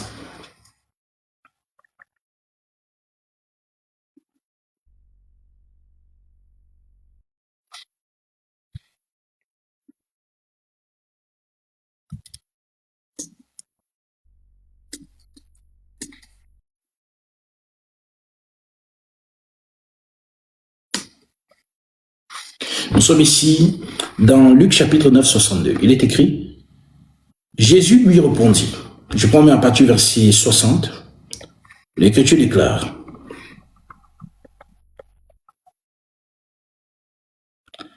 prenons à partir du verset 57. Pendant qu'il était en chemin, un homme lui dit, Seigneur, je te suivrai partout où tu iras. Jésus lui répondit, les renards ont des tanières et les oiseaux du ciel ont des nids, mais le Fils de l'homme n'a pas un lieu où il puisse reposer sa tête. Donc Jésus dit qu'il n'a pas de maison. Il dit à un autre, suis-moi. Et il répondit, Seigneur, permets-moi d'aller d'abord ensevelir mon père. Mais Jésus lui dit, laisse les morts enterrer les morts. Et toi, va annoncer le royaume de Dieu. Un autre dit, je te suivrai Seigneur, mais permets-moi d'abord d'aller prendre congé de ceux de ma maison. Jésus lui répondit, quiconque met la main à la charrue et regarde en arrière n'est pas propre au royaume des cieux. Jésus veut les motiver, des soldats qui ne regardent plus à leur propre vie, mais que lorsqu'ils sortent pour annoncer le royaume des cieux, ils n'ont pas de souci que, oh, ça fait depuis que je n'ai pas vu ma femme, ça fait depuis que je n'ai pas vu ma mère. Parfois, Marie ne voyait pas le Seigneur. Oui, ils sortaient, ils prêchaient, on dit de village en village, de ville en ville. Donc, si tu as encore le souci que, ah, vraiment, mon fils n'a pas encore mangé, Jésus, attends, d'ailleurs, à l'époque, il n'y avait pas de téléphone. Genre, oui, chérie, non, oui, on est à Galilée, après, on va partir. Oui, il a dit 3 mois. Ah, chérie, tu vas encore laisser avec lui 3 mois. Ah, vraiment, ma chérie, c'est le maître, je veux faire comment? Ah, non, si c'est comme ça, vraiment. Suivre le Seigneur, c'est un sacrifice. Donc, voilà pourquoi un couple dans le Christ qui se donne au Seigneur, vraiment, ça dit, comme il le dit, il n'y a personne qui met la main à la charrue et qui regarde en arrière. Ça veut dire, comme tu es sorti de la maison là, c'est Dieu qui guide tes pas. Et c'est mon état d'esprit.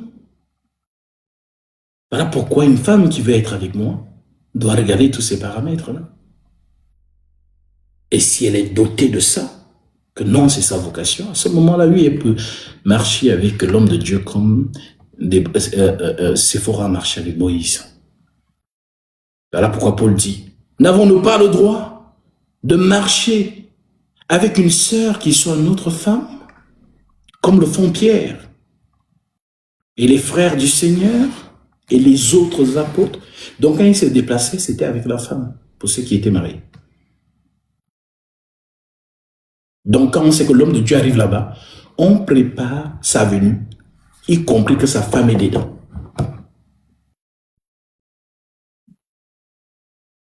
Voilà les choses du Seigneur. Et j'aime beaucoup cette phrase parce que ça montre ici le caractère de vraiment, voilà pourquoi Paul comparait toujours sa mission à un soldat de l'armée. Quand il disait dans 2 Timothée chapitre 2 verset 1 à 2, toi donc mon enfant, notamment à Timothée, fortifie-toi dans la grâce qui est en Jésus-Christ et ce que tu as entendu de moi en présence de beaucoup de témoins, confie-le à des hommes fidèles qui soient capables de l'enseigner aussi à d'autres. Souffre avec moi comme un bon soldat de Jésus-Christ, car il n'est pas de soldat qui s'embarrasse des affaires de la vie, s'il veut plaire en celui qui l'a enrôlé. Donc si Jésus voit que toi, tu es encore un peu occupé par les choses de la société civile, non, tu ne peux pas annoncer le royaume des cieux. Mais si Jésus voit que non, tu ne tiens pas à ces choses, voilà pourquoi il dit à cet homme, les renards ont des maisons, les renards ont des tanières, les oiseaux ont des nids, mais le Fils de l'homme n'a pas un endroit pour poser sa tête. En d'autres termes, Jésus ne se préoccupe pas des affaires de la vie.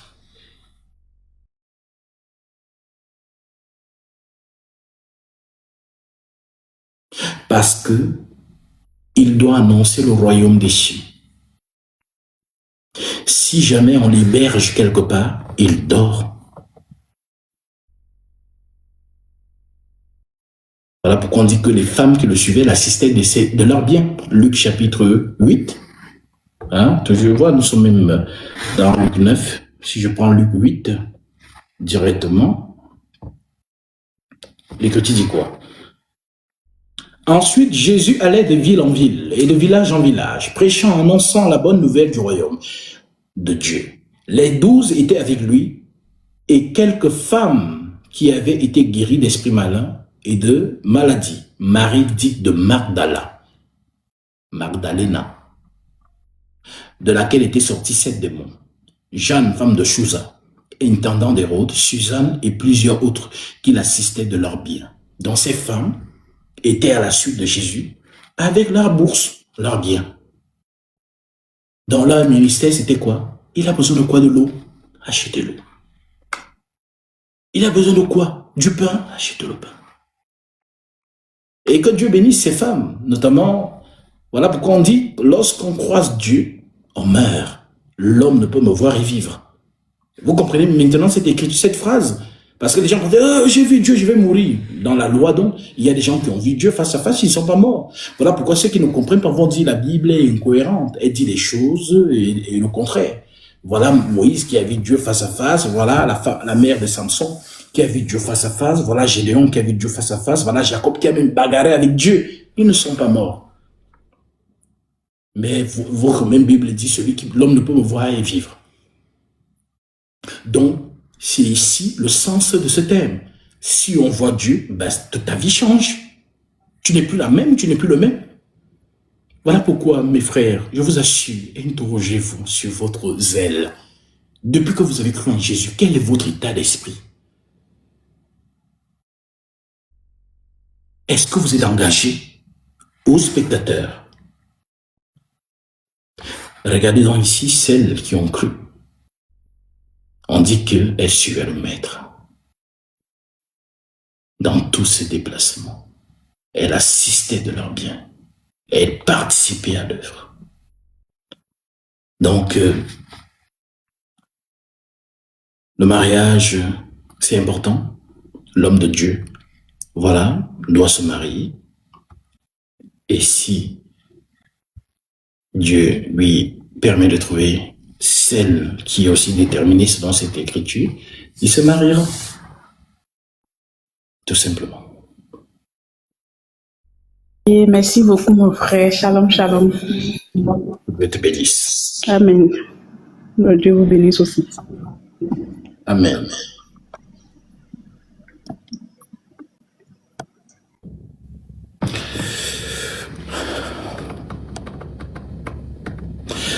Donc, c'est très important, voilà, de rappeler ces choses. Cette écriture, vraiment, il faut que, d'ailleurs, c'est le chapitre que je vous donne. Hein. Vous lirez cela à la maison, tranquillement. C'est un chapitre très fort. Luc chapitre 9. C'est fort. C'est fort. Donc, à la lumière de cette écriture, toi-même, tu peux savoir. Tu peux t'identifier si tu es engagé en Jésus ou pas. Tu peux le savoir. Voilà.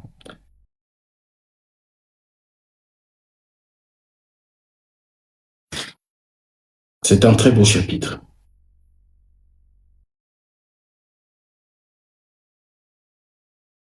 Hein? C'est dans ce chapitre aussi qu'on retrouve ce texte de être grand. Voilà, parce que le propre de l'homme, c'est toujours justement de savoir s'il est grand. On dit donc, or, une pensée vint, au verset 46, Luc chapitre 9, verset 46, or, une pensée vint à l'esprit, savoir lequel d'entre eux était le plus grand. Les apôtres. Jésus, voyant la pensée de leur cœur, prit un petit enfant. Mon maître, mon maître, mon maître, mon maître. C'est-à-dire que les apôtres sont là, et parmi eux, ils se demandent, mais qui est le plus grand d'entre nous tous?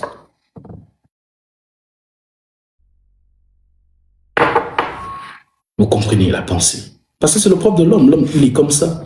Il veut toujours un peu, c'est moi. Alors, je répète. Or, une pensée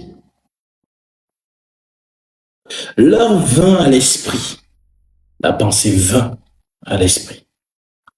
Savoir lequel d'entre eux était le plus grand. Jésus, voyant la pensée, donc il lit les pensées de leur cœur, prit un petit enfant et le plaça près de lui. Il leur dit, quiconque reçoit en mon nom, ce petit enfant me reçoit moi-même. Et quiconque me reçoit, reçoit celui qui m'a envoyé. car celui qui est le plus petit parmi vous tous, c'est celui qui est grand.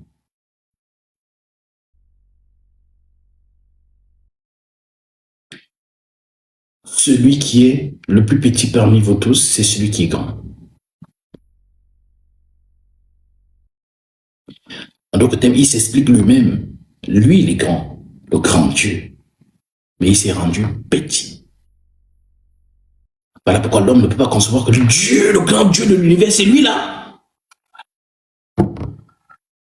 C'est-à-dire l'humilité de ça, il n'y a pas son pareil. Il est l'exemple pur. Parce qu'il est le grand Dieu. Voilà pourquoi on l'appelle mystère de la piété. Le mystère de la piété est grand. Dieu a été manifesté en chair. Justifié par l'Esprit, vu des anges, prêché aux gentils, crus dans le monde, élevé dans la gloire.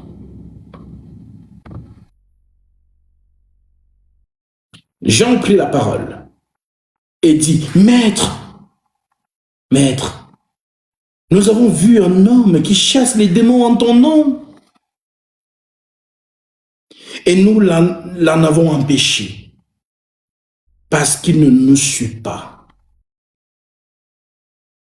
Ne l'empêchez pas, lui répondit Jésus, car qui n'est pas contre vous est pour vous.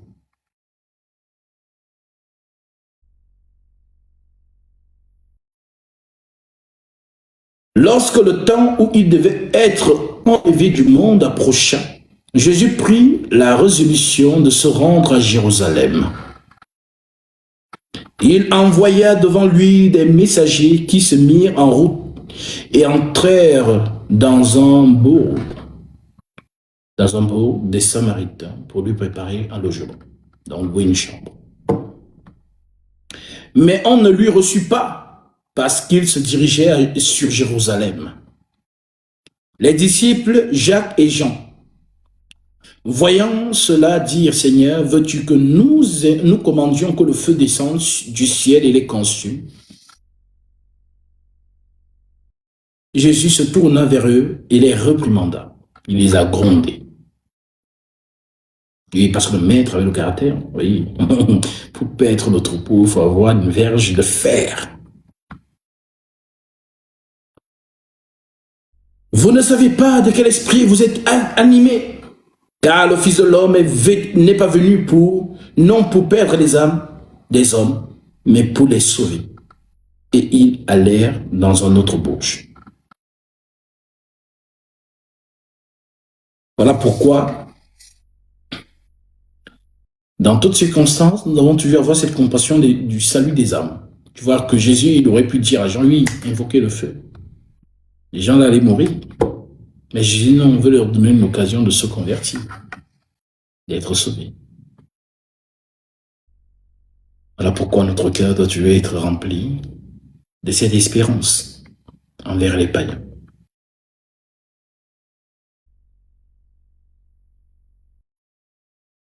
C'est un chapitre très riche. Vous aurez le temps justement de le méditer à la maison.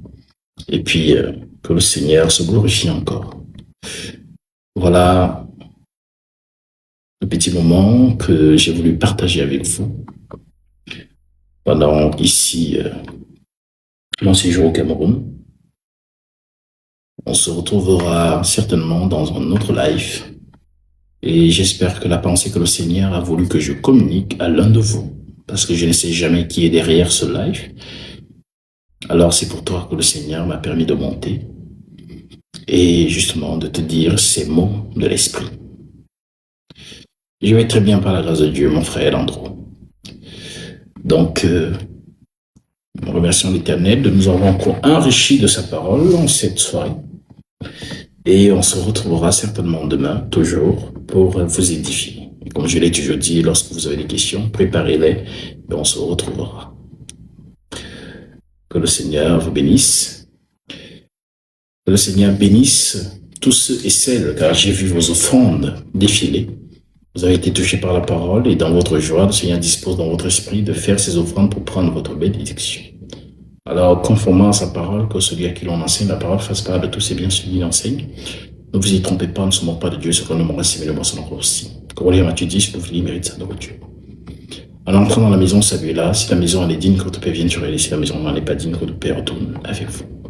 Vous en êtes digne, car ce que vous avez donné, je vais manger. Comme les 3 hommes ont mangé chair de l'âme, et la bénédiction entrée dans sa demeure. Alors que par ses offrandes, le Seigneur vous accorde ce que votre cœur désire. Et qui connaît vos prières, vos doléances, manifeste en vous ses dons spirituels.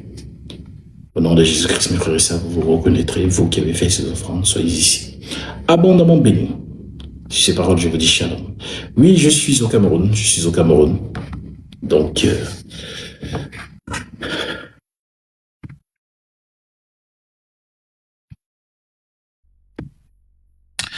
oui, donc vous lirez le chapitre, Luc chapitre 9. Vous pouvez le concilier avec Luc 8 et 9. Voilà, donc Luc chapitre 8 et Luc chapitre 9. Voilà votre méditation de cette soirée. Voilà, certainement peut-être avant de vous coucher. Et puis voilà, tout simplement. Mes frères, je vous dis shalom et on se retrouve mardi prochain là. Donc soyez toujours au Cameroun. C'est vrai que je suis tellement pris par différentes sollicitations. Donc voilà, soyez attentifs lorsque je lancerai des lives. Voilà, tout simplement. Que Dieu vous bénisse. Et puis, je vous dis shalom.